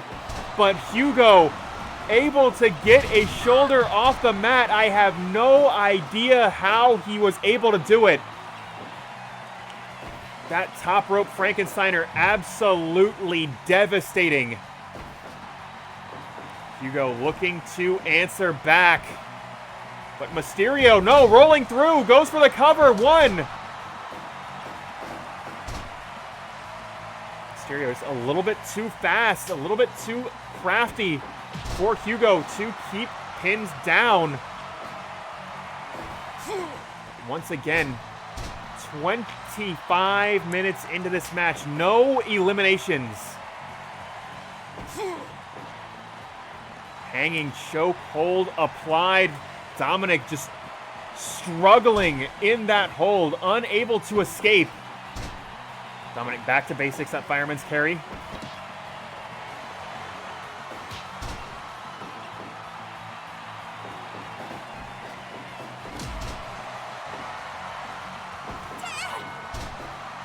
Dominik just trying to figure out what is left in his arsenal. I don't know what he has got left to bring to this match, and I think Dominik's struggling to figure it out himself.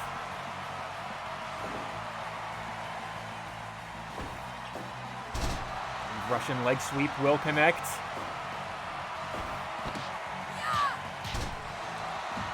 And Poison answering back, a deadly series of strikes. But Dominik able to escape that 2-on-1 situation, get back to his own corner. Snap suplex will lay out Hugo. And a dropkick square in the chest, keeping that momentum going. Both of these teams so desperate for that first elimination. Roll up cover, but no, Hugo, those tremendously long limbs, able to get to that bottom rope. And this match, it will continue. You can see the agony on these individuals' faces. You can see just how much this match is taking out of them. Both teams need an elimination right now, but neither able to get one. And Hugo just, you could see just the strain in his body trying to keep up with Guerrero. And that could cost him here. Big wheel kick doesn't find its mark. Here comes a fresh Roxy. Here comes a fresh Ray. 30 minutes gone. And Mysterio going high risk once again. Big body press will connect. Going for the cover. 2. And Hugo making the save. This match will continue as 3-on-3.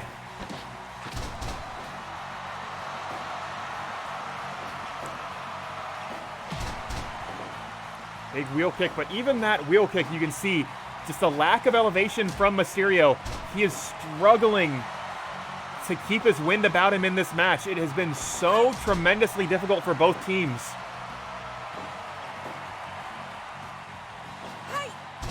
Big drop kick doesn't find its mark. That low roundhouse will.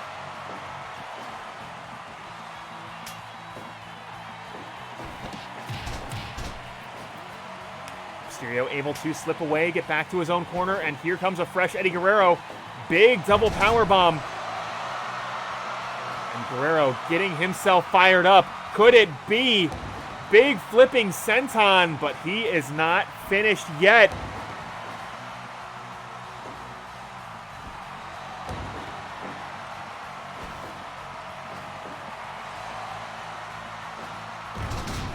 Oh my God, cover 2. 3 count fall. The first elimination going to Eddie Guerrero. Who's the legal man for the Huge Wrestling Alliance? Big wheel kick from Guerrero, but Hugo just crushing blows, goes for the cover. 2, but Dominik just too quick, able to break up the pin attempt.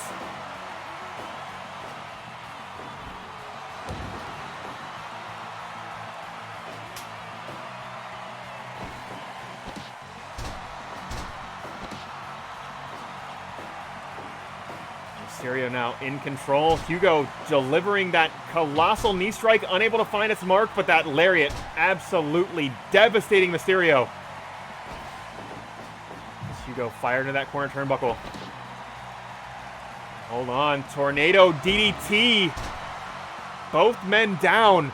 Hugo to his feet first, able to make the tag.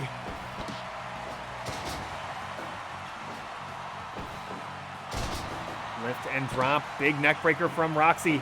The tandem offense of the Huge Wrestling Alliance on display here. Back switch and shot block will connect. This team needs an elimination, but Mysterio able to escape the pressure. Big double drop kick center of the ring.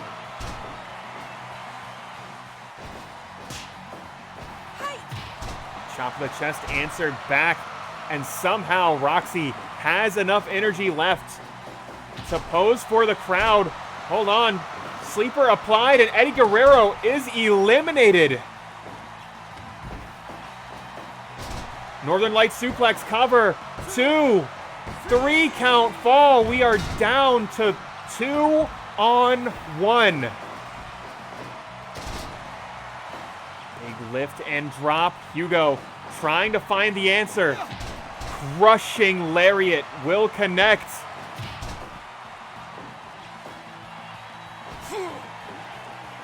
And hanging choke, and another elimination. Dominik has to do it all by himself against Hugo and Dore. Inverted brainbuster will connect.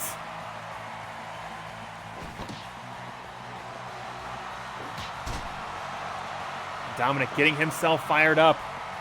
It has all come down to this.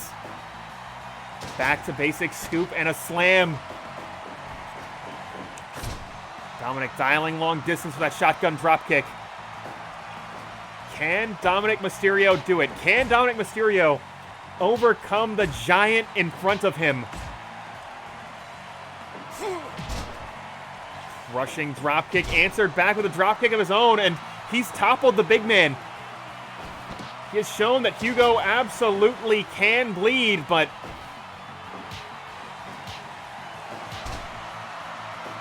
he's struggling to keep him pinned down onto the mat.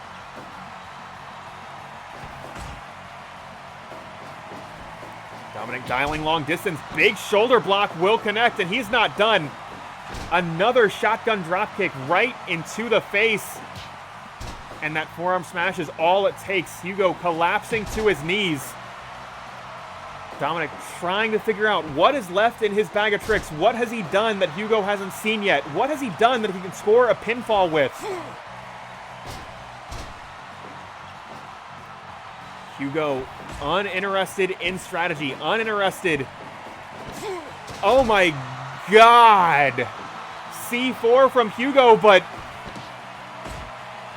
Mysterio able to escape. Belly to belly overhead suplex, launching Dominik over his head, but right back to his feet, seemingly on instinct alone. Big DDT will connect. Dominik, is that going to be enough? No, he doesn't seem to think so.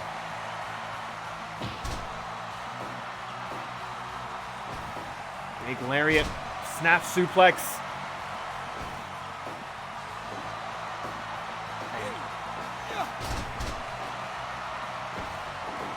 Hugo trying to shut down Mysterio, and you can see just the physical toll this match is taking on both of these men.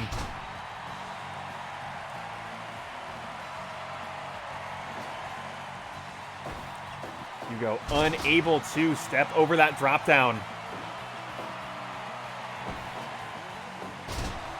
Snap suplex once again. Dominik, if he can capitalize here, this could be it.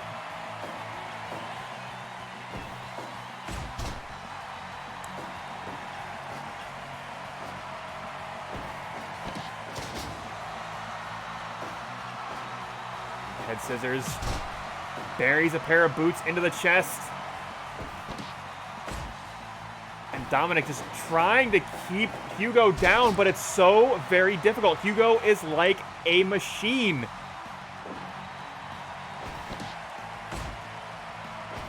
Just shrugging off those forearm smashes and just getting right back up, getting right back into the offense. But hold on, Dominik. What the hell is he doing here?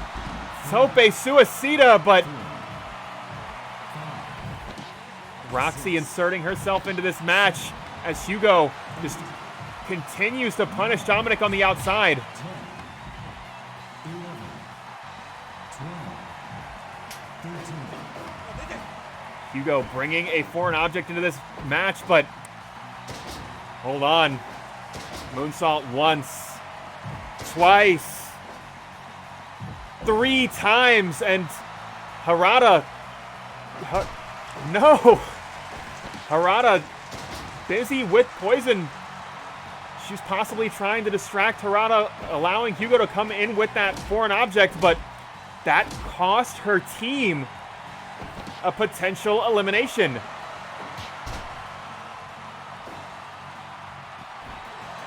Mysterio, big frog splash off the top. That could be it right there. Going for the cover.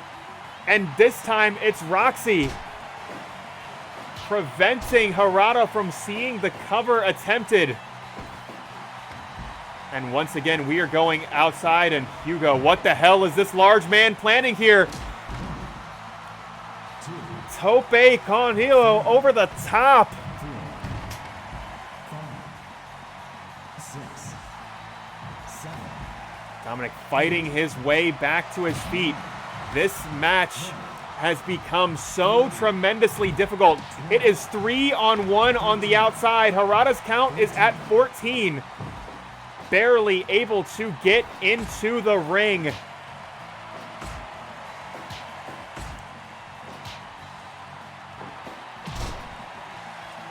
Drop kick from Mysterio. Hugo answering back with one of his own. Neither man able to score that elimination.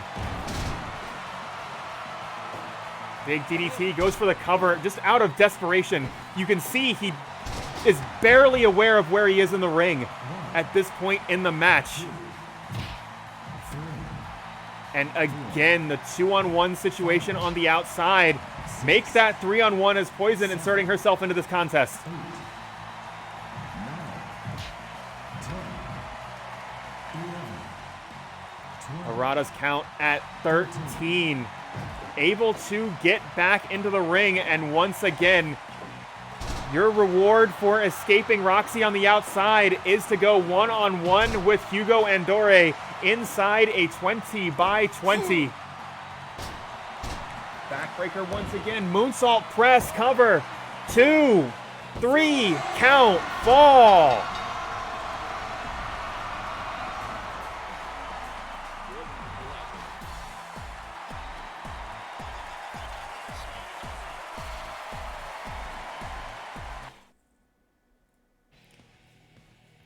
And Hugo able to pick up the victory for his team.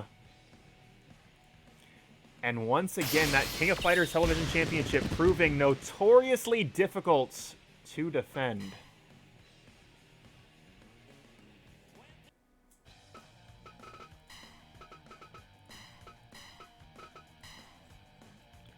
I do gotta say, the last, like, 20 in-game minutes of that dragged a little bit because neither of them were going for their win conditions. But that, too, is sometimes this video game.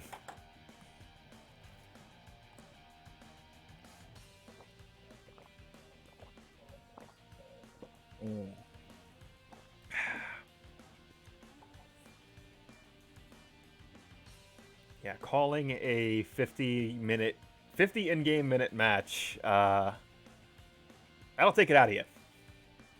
But, make no mistake, we have still got lots of energy left, a lot more show left, as we have got the Mag.Lo Open Challenge, and we now know exactly who is going to be challenging the People's Champion.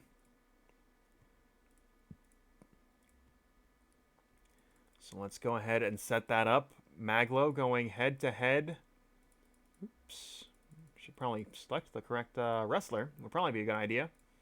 With the champion of Nick's wrestling organization, Brad Chad, the man that calls himself the best in the world and has the title to prove it. But Mag.Lo is the champion of the people, the champion of the Blake's House wrestling world. But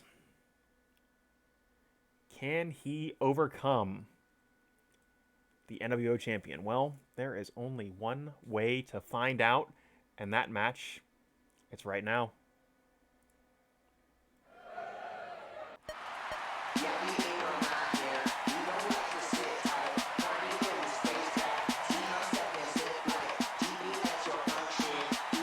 Mag.Lo making his way to the ring to team. Of course, you can find that and more at maglo.bandcamp.com.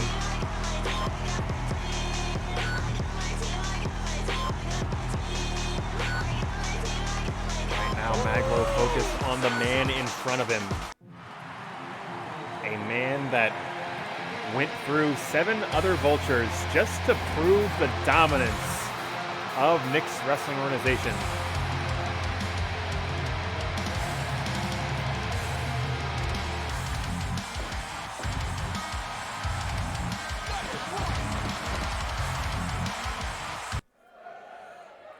Well, he has a chance to just extend that domination one step further, as Mag.Lo, just a beloved individual in the world of Blake's House professional wrestling, a man that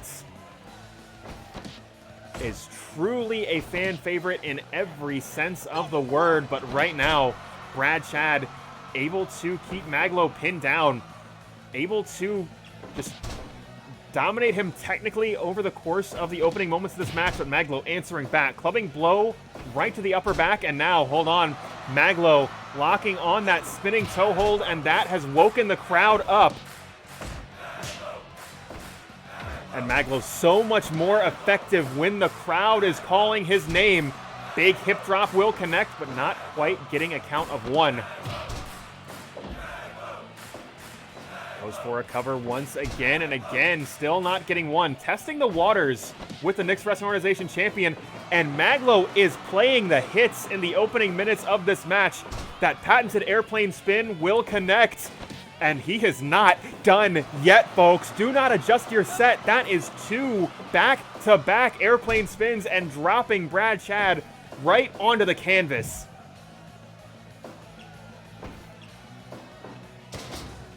Picture perfect backdrop from Mag.Lo, and it seems all he needed was to lock on that spinning toe hold. That has awoken the beast that is Mag.Lo, flashing elbow right into the back of the neck of the best in the world. Back switch, no, hold on, rolling through, backslide cover, no. Mount tackle applied, and hold on, giant swing from Brad Chad, and looks like Brad Chad has got something to say about Mag.Lo's showboating. And Mag.Lo, here is your answer, my friend. Yet again, right back to the spinning toe hold.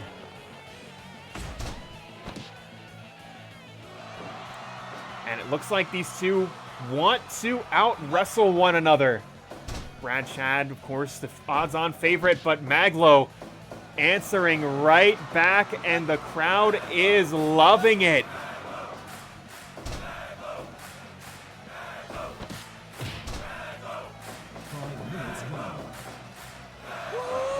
And flashing elbow will connect.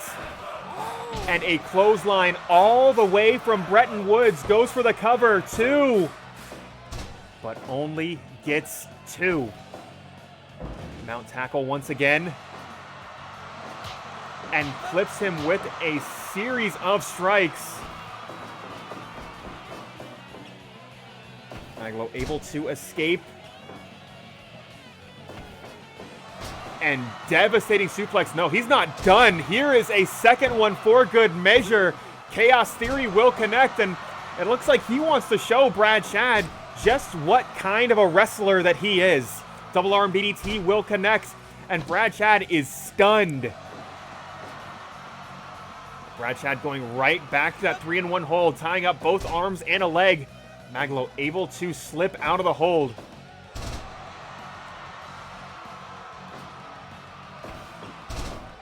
This is not going how Brad Shad expected it was going to go. But Brad Shad just so very effective. He is a man that is more than capable of adjusting when things don't go according to plan. That is precisely why he is Knicks Wrestling Organization champion. And right now he is doing everything he can to outmaneuver Mag.Lo. As he drops Mag.Lo right to the mat, and he is going to turn up the heat. No, Mag.Lo scrambling to his feet, denying him that opportunity.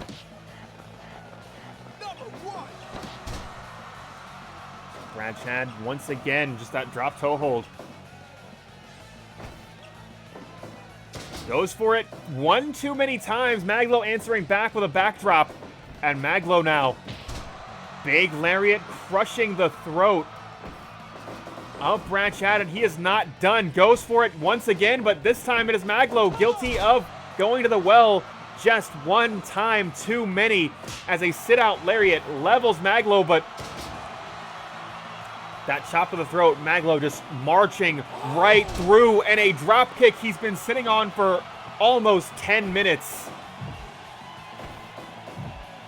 And hold on, Chaos Theory into the center of the ring. And that was nearly it. And hold on, roll up cover, 2. This time only getting 2. And again, another drop kick. This time only holding it for a minute, but hold on, Mag.Lo, driver! Goes for the cover, 1, 2. No, that's not enough to put away the Knicks Wrestling Organization champion. One Mag.Lo driver is not enough. And Brad Shad's toughness on display here.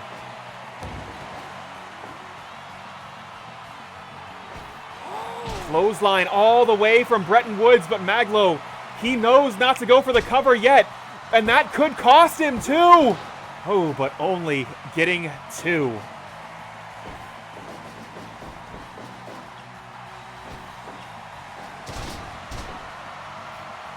Uranagi rolling through, goes for the cover. No, foot on the bottom rope. Mag.Lo again, Samoan drop. This is an absolute slugfest. Both of these individuals in a hockey fight with one another, as Blazing Tornado plants Mag.Lo on his neck. And Brad Shad set up, goes for the cover. But no, too close to the ropes. Mag.Lo able to protect himself. Devastating backdrop, and Brad Shad going high risk now. Huge cross body, and he is not done. Big frog splash from Mag.Lo rolling out of the way. Brad Shad colliding with nothing but canvas. Bulldog center of the ring, and Mag.Lo driver. If he can make the cover here, that has got to be it. Goes for it all. 1, 2, 3, count. fall.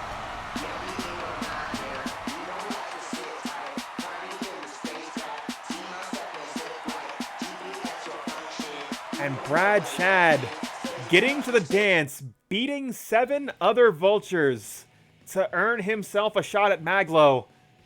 Able to get a shoulder off the mat after that Mag.Lo driver, but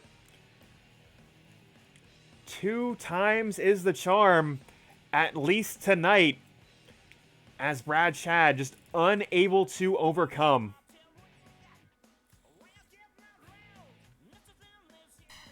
Also, Dave just really screwing us over on that one. That was a damn good match. And Nick, I'm definitely have to workshop some stuff with you, because I think this has the potential to be a actual matchup in the not too distant future.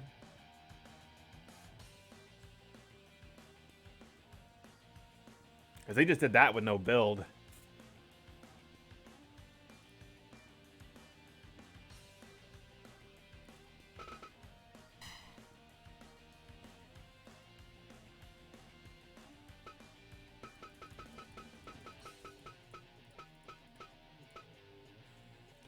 But let's keep this show rolling here. Just 2 more matches to go, and both of them having major Blake's House Wrestling Championship implications.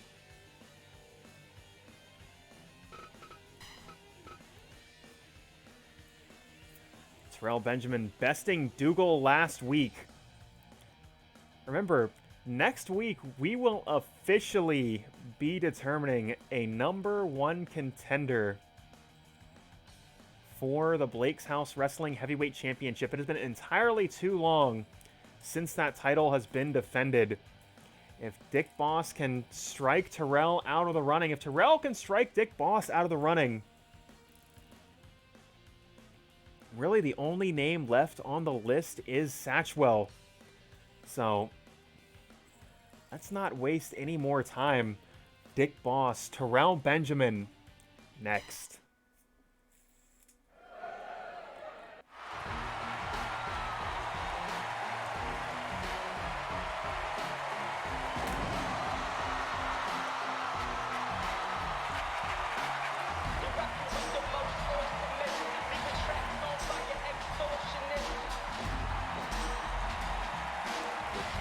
Just swaggering to the ring, just such a dangerous individual. This man is all power, but so is the man standing across from him.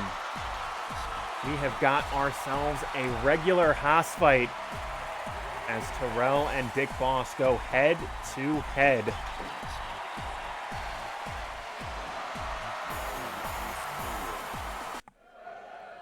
Burning Hammer versus Choke Bomb.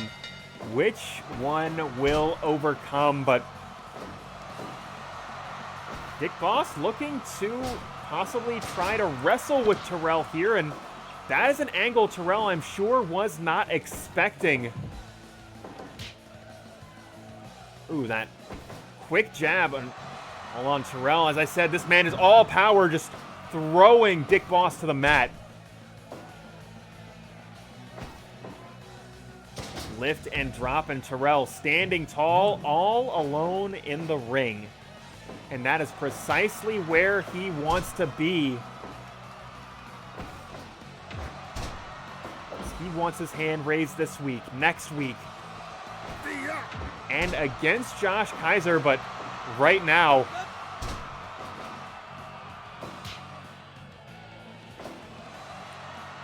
these men just taking their time. Terrell just trying to goad Dick Boss into making a mistake. You can see him backing up, using the entirety of the size of this ring.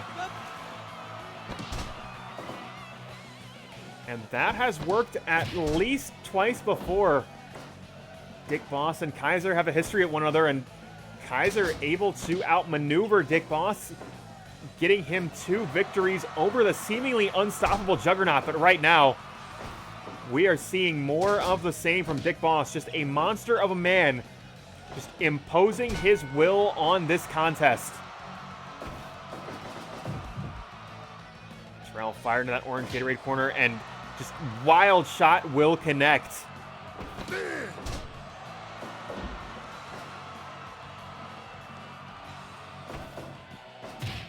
Terrell answering back, knee to the gut, and trying to break his back, make him humble, but Big Boss having absolutely none of it. Not so fast!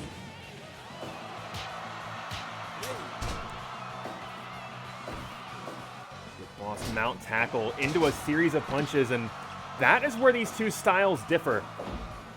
Terrell, a bit of a straightforward power wrestler. Dick Boss can come at you from a couple different ways, and that's what makes him so dangerous.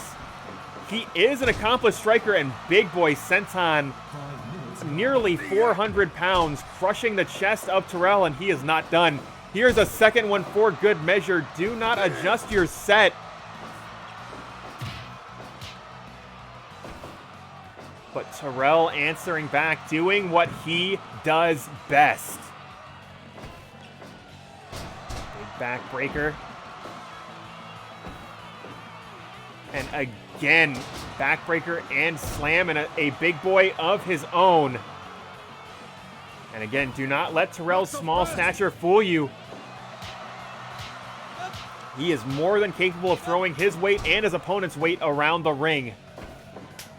And hold on just a moment here. Arm trapped, Death Valley driver, and a falling fist for good measure. Here's a second one as well. And Terrell scrambling right back to his feet.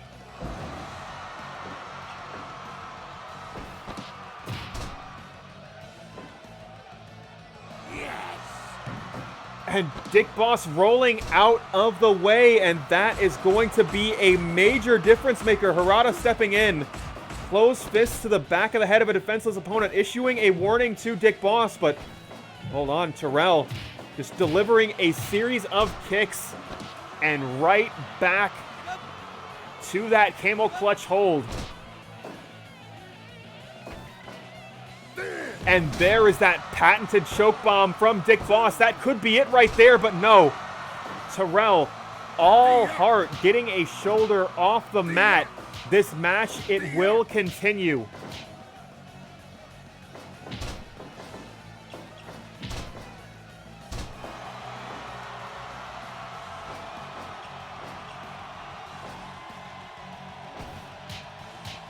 And just a series of wild shots. Dick Boss just so difficult. Hold on, lift and power slam. Press power slam cover. And somehow that's not enough to put Terrell away. Terrell, the man that never quits, the man that never gives up. He is the man that scratched and clawed for weeks and weeks in the Battle Royal, earning himself a shot at the main event, earning himself a shot at the champion.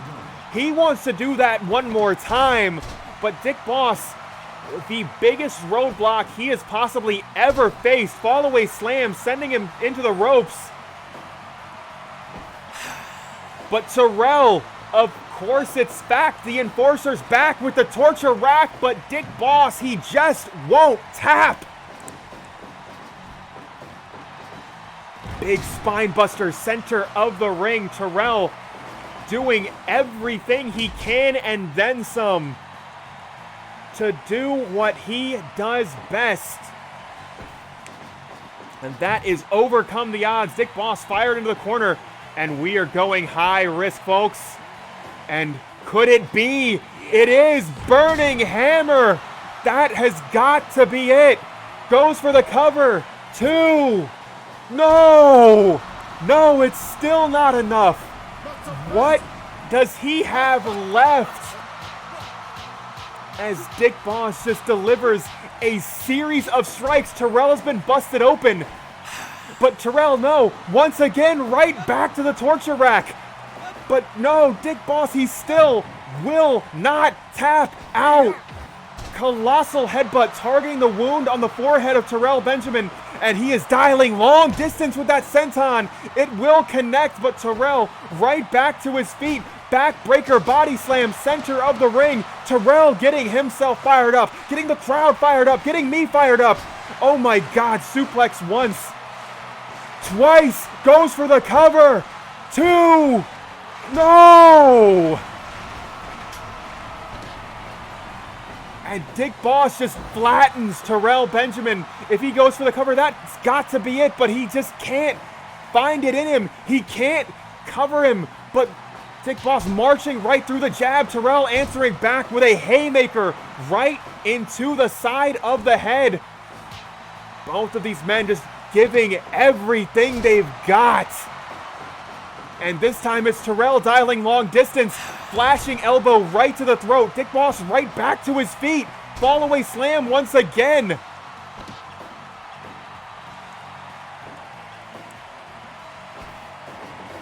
Terrell fired into the ropes, but a misstep from Dick Boss gonna cost him. Terrell's to his feet first. Dick Boss once again fired into the ropes. Terrell launching himself right through him with that spear. Big diving elbow. Buries it right into the back. Terrell in control. But no. Terrell sent to the outside. You can see Terrell just bleeding onto the mat. Lift and drop. Harada's count at 8. Neither man able to win on the outside. Terrell knows it. Dick Boss knows it. This match, it will continue. Terrell going high risk once again. Big diving elbow. Goes for it all, but Dick Boss foot on the bottom rope. Emerald Flosion. Shades of the Emerald Myth. Goes for it. 2, 3, count, 4. And Terrell Benjamin, the man that never gives up, the man that never quits, the man that scratched and clawed in Battle Royal after Battle Royal, earning himself a shot at that #1 contender spot. Besting the monster of a man that is Dick Boss.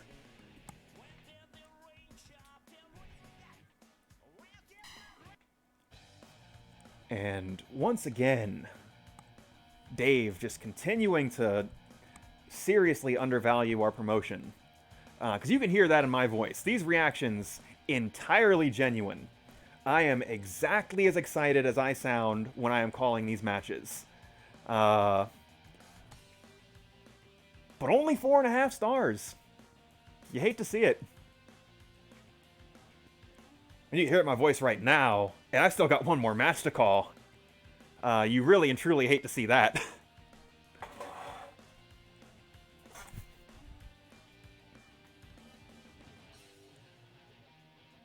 But speaking of one more match to follow, this is going to be a tough act to follow. But you mentioned that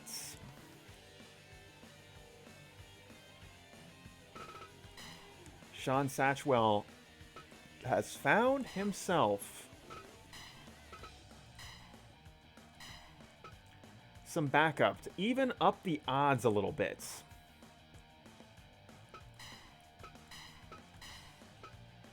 We will have to see if that is going to make the difference.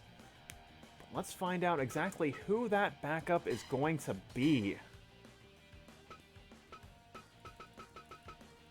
Well, from one uncrowned king to another is going to be Joey Bagi, looking out for his fellow stablemates as Satchwell continues this fight with Team Lake Mary. And that match, it's right now.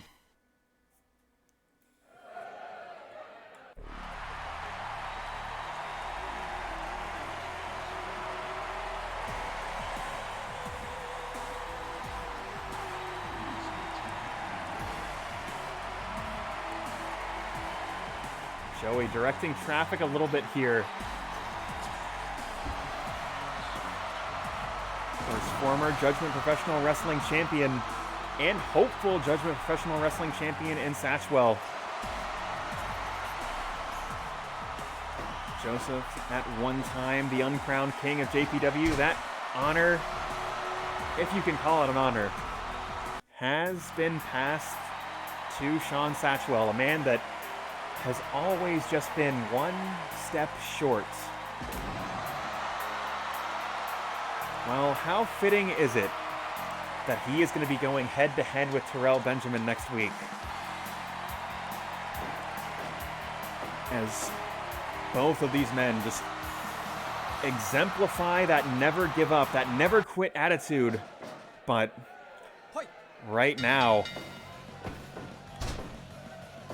it is Satchwell continuing the fight against Team Lake Mary. And right now, Ramon, one of the toughest individuals to lace up his boots, entered into this contest.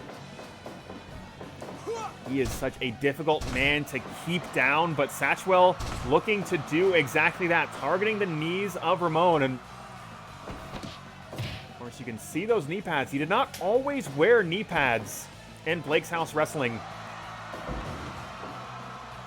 After being submitted by the world's tallest cruiserweight, Devin Ramos, started to take that a little bit more seriously, protecting his limbs a little bit more. But right now, you can see Jordan, that patented bear hug. I have seen many men and women have their backs just cracked by that patented bear hug of his. Just truly takes the wind out of you. And he is looking to do exactly that, but right now, here comes Joey, a man that is just a devastating striker, and he is putting those striking abilities to good use in the opening moments of this contest. But Joey getting the answer back from Jordan in a major way.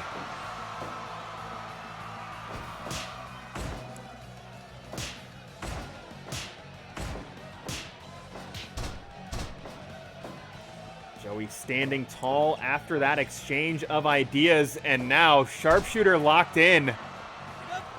You can see Kaiser watching on, watching his stablemates, watching his teammates, watching his friends take on this team of challengers. Joey ducking that colossal chop, but unable to escape the hip throw. Goes for it again, and Joey just so well versed in that striking style, able to avoid the significant strikes, able to apply some holds of his own. And right back to the legs, right back to the lower back of Ramon.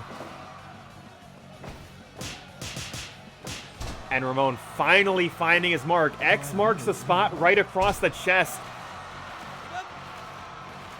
And goes right to the sleeper hold, but Joey able to escape, able to get back to his own corner, and here is the monstrous lariat of Shawn, the swashbuckler Satchwell.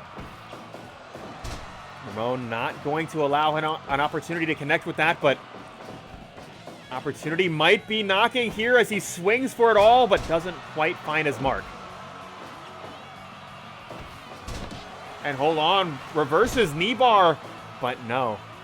Satchwell able to escape.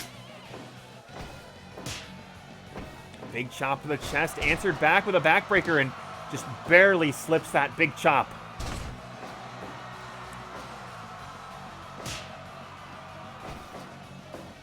Neckbreaker from Jordan here. Answer back with a backbreaker of his own.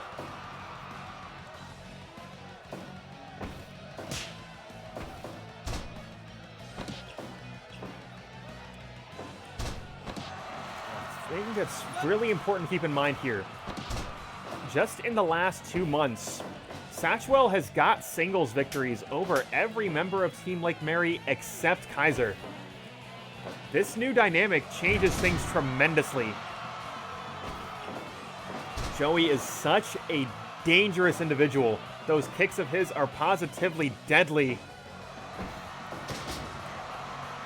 But Kaiser, the omnipresent individual at ringside, never know what he is going to do.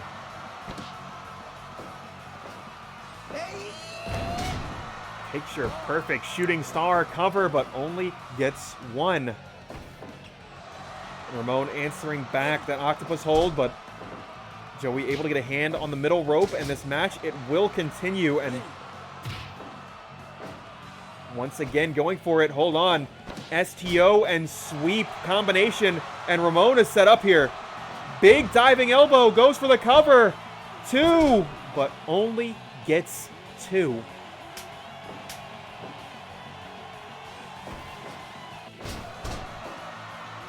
Lift and drop. Satchwell in control, and those monstrous lariats going to work. And could he be Lariata? Cover 2. And Ramon making the save at a critical moment. That powder keg lariat, positively monstrous. If there is anyone that is a monster, it is Ramon, the man that is so difficult to keep down. Satchwell going back to his own corner. Joey has an opportunity here. Big double powerbomb. And a bit of teamwork from Joey and Satchwell. The tandem offense, you would never have guessed this is a newly formed team. And welcome to the party as a super kick unloads on Jordan here, but Joey, he is not done yet.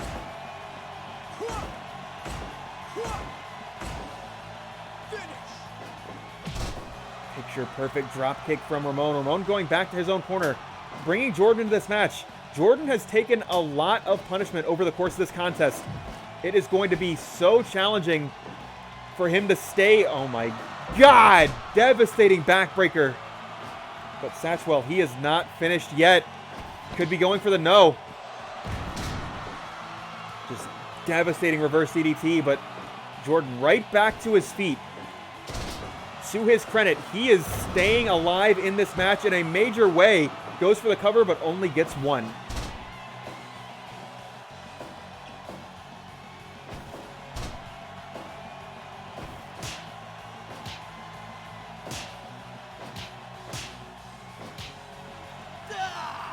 Jordan now big enziguri.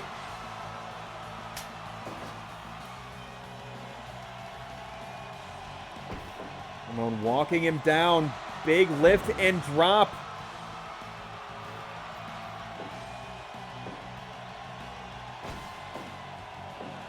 Satchwell answering back, and he is winding up for it all. Gonna swing for the fences. Powder keg. Lariata! Cover. 2, but only gets 2. Ramon just so extraordinarily strong, so extraordinarily tough. He will not be put away with just 1 powder keg lariat.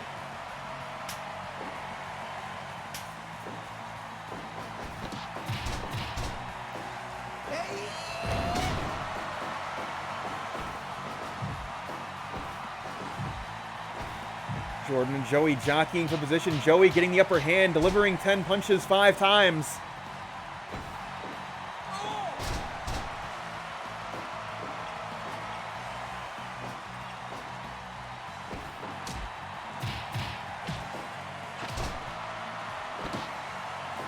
Joey going for the cover 2. And Ramon making the save at a crucial moment. This match, it will continue. As that Tony Jaa to the back of the head connects. And Jordan, he is getting himself fired up. As he's going high risk. Big double stomp off the top. Goes for it all. 2. Count 2. Back switch. Reverse Russian leg sweep. And Joey getting back to his own corner. Jordan doing the same. And a combination STO and sweep rather. As that monstrous backbreaker levels Ramon. Goes for the cover. 1, 2. Joey just a little bit too slow as that buzzsaw kick takes his head off his shoulders. If there was a chance for Ramon, it would be right now. It would be right here.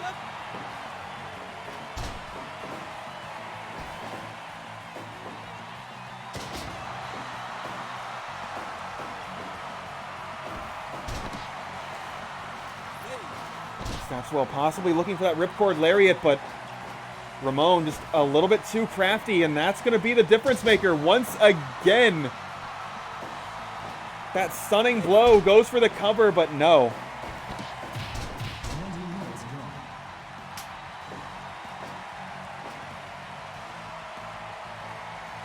Both teams getting a fresh man in this match.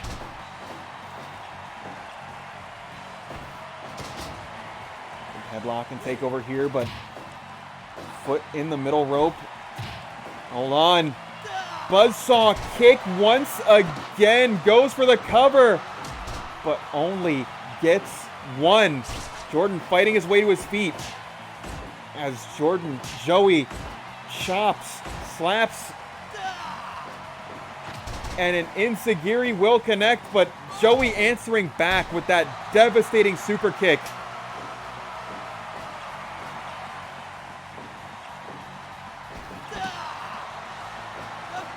And that signature hold, that patented bear hug. Somehow Satchwell able to hang on, able to stay in this match. You can tell how badly he wants a championship opportunity.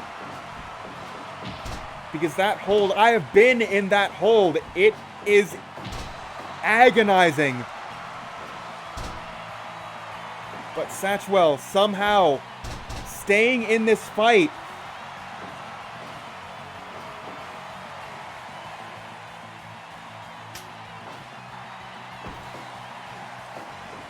Big double powerbomb center of the ring, and Joey getting himself fired up.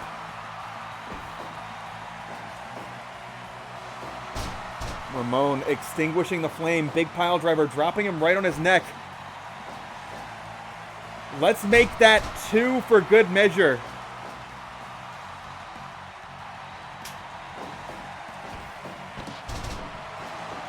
Rolling through, goes for the cover, but Joey fingertips on the bottom rope. Double drop kick will connect. And Joey going high risk now. Falling elbow drop. Goes for the cover again, but no. Hand in the bottom rope. And this fight will continue.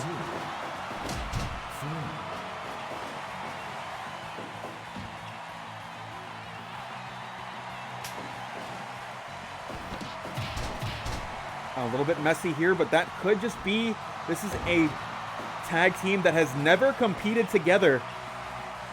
And hold on, going for the cover after that double stomp, but no. Unable to pick up the victory. This match, it will continue. Jordan trying to bring this back into his own corner, trying to increase the chance of winning as much as he is able to do so. And shotgun drop kick right into the upper back of Satchwell. Jordan in excellent position here. Ramon now, the legal man.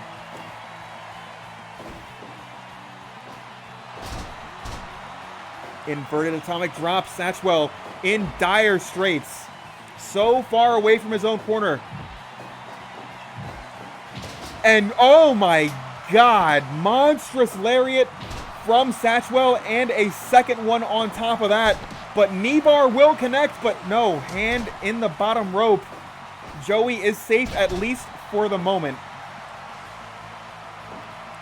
And Satchwell just swinging for the fences here. Joey getting himself amped up now. Looking for that big super kick. That hold that he uses, that sure killing blow, but he is not being given an opportunity. And Ramon just so extraordinarily difficult to submit. And Joey finding that out there, but super kick center of the ring. That has got to be it. 2, 3, count, fall.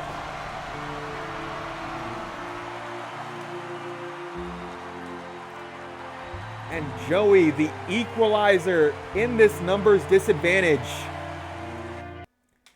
able to pick up a victory for this Judgment Professional Wrestling team. Remember, folks, next week, Shawn, Satchwell, Terrell, Benjamin for all the pasta in a number 1 contenders match.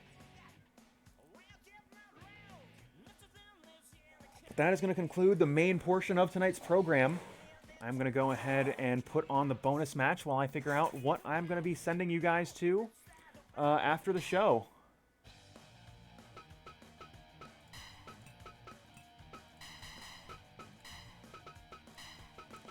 I am genuinely exhausted. Let's see. Jamel literally wrestled tonight, so we're going to reroll him.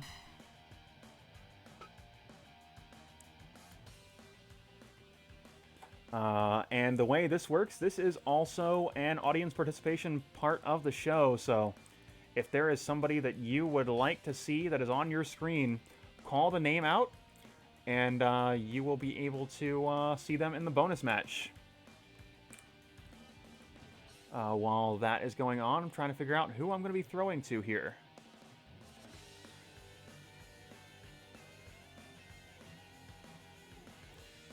Ooh, there's a lot of great options, actually.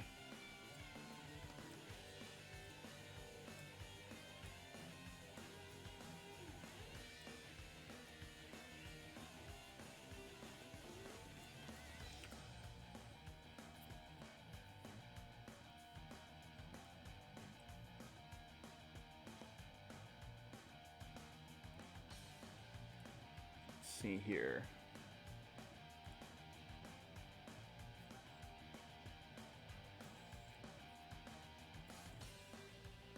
I think if we're not getting suggestions, I think I'm going to go with Bret Hart on the left side of the screen.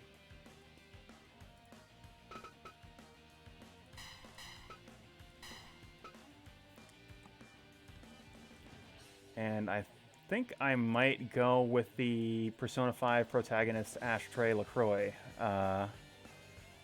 Is going to be my pick on the right side of the screen.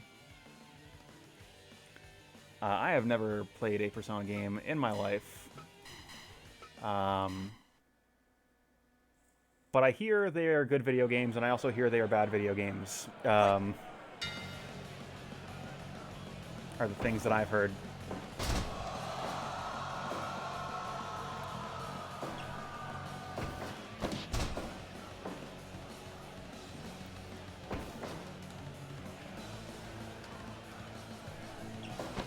Honestly, though, I think the big thing about like that franchise for me is the games are legitimately entirely too long. I just don't have the patience for a 50-hour game at 30 years old.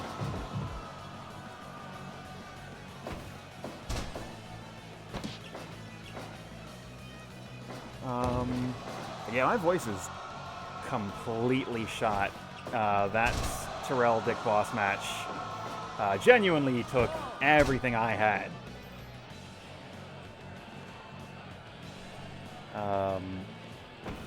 But do tremendously enjoy when matches like that happen.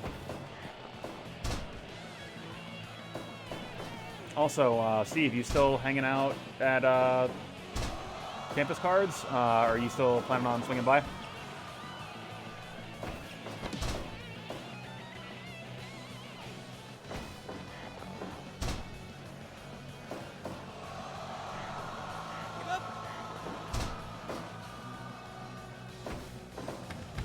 He might actually not be on here. I might have to shoot him a message outside of the platform that I'm currently engaged with. 5, 6, 7, 8, 9, 10, 11, 12, 13. One, two.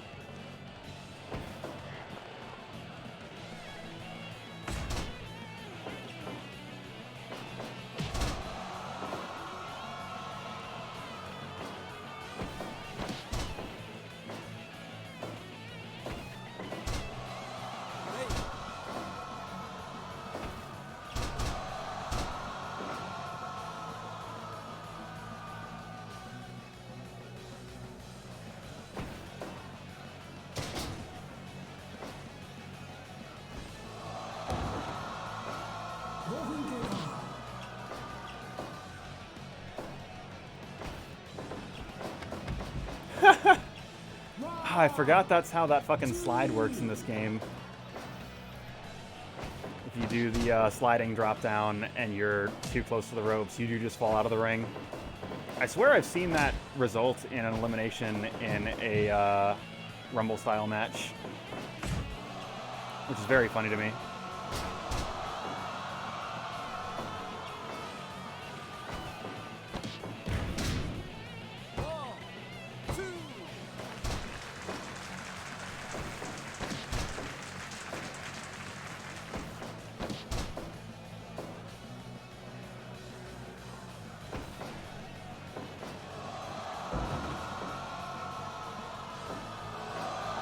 Ooh, going for it.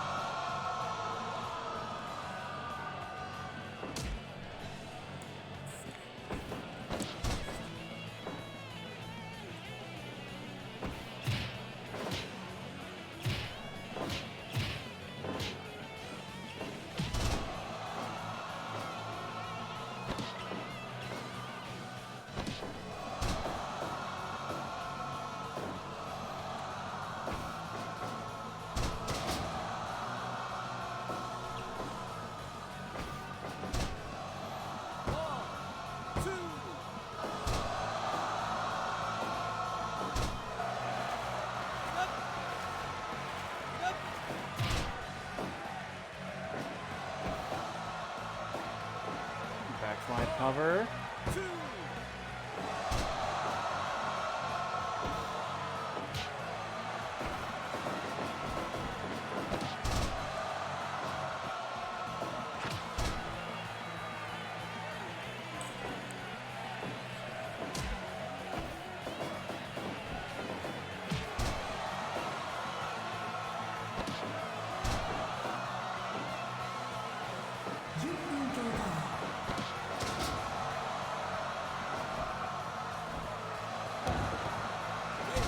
Got like an insult.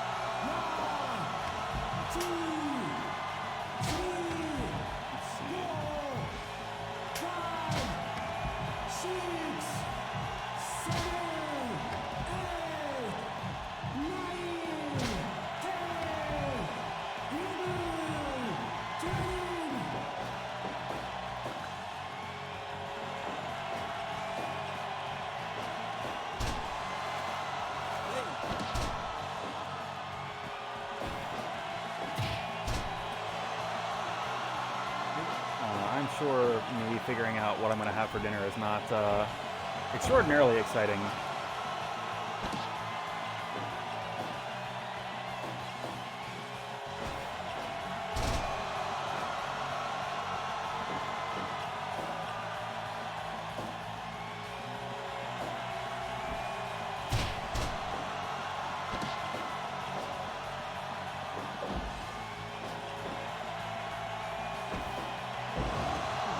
Cutter.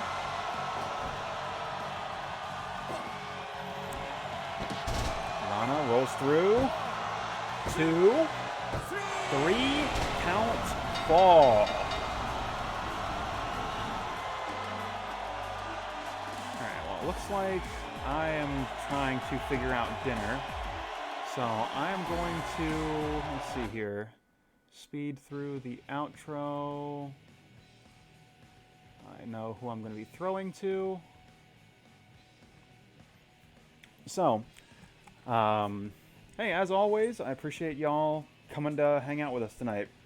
If you liked what you saw, we do this every Sunday night, 7:30 p.m. Eastern Time, right here at twitch.tv/FerrisCindy. It is a weekly episodic wrestling program, which means we do keep continuity week to week, but I like to think I do a pretty good job of getting people caught up on the storylines, getting caught up on the various feuds and histories, to make sure that, hey, your first time here is just as much fun as somebody that's been sticking around for the last couple years. That is earnestly something that I want to make sure is this program is approachable. I'd like to think I do okay at that. So if you want to see more of this, we do this Sunday night, 7:30 p.m. Eastern Time, right here at twitch.tv/FerrisCindy. Additionally, I stream on Wednesday nights with my good friend Heavy Akira. We play NHL 20 and we bullshit about whatever happens to be on our mind that week. It is approximately a podcast, is what I like to say. We usually talk games, esports, things of that nature. Sometimes I rant about how much Nintendo sucks. Really, it's just a grab bag of whatever dumb shit we're thinking about in that particular moment. That is Wednesday nights at 8 p.m. Eastern Time, right here at twitch.tv/FerrisCindy. I keep saying I'm going to do other streams as well, but honestly, real life has kind of caught up to me. I am stretched entirely too thin socially. So, who could say if that's going to happen? It looks like... let's see, Steven is trying to figure out dinner. Let's see here.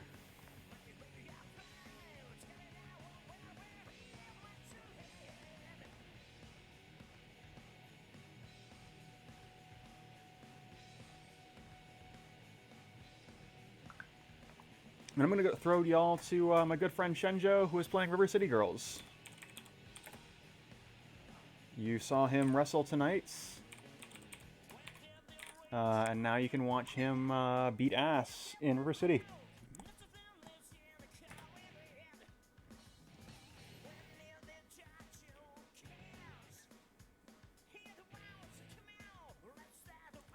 So, appreciate y'all stopping by, and hope to catch y'all later on.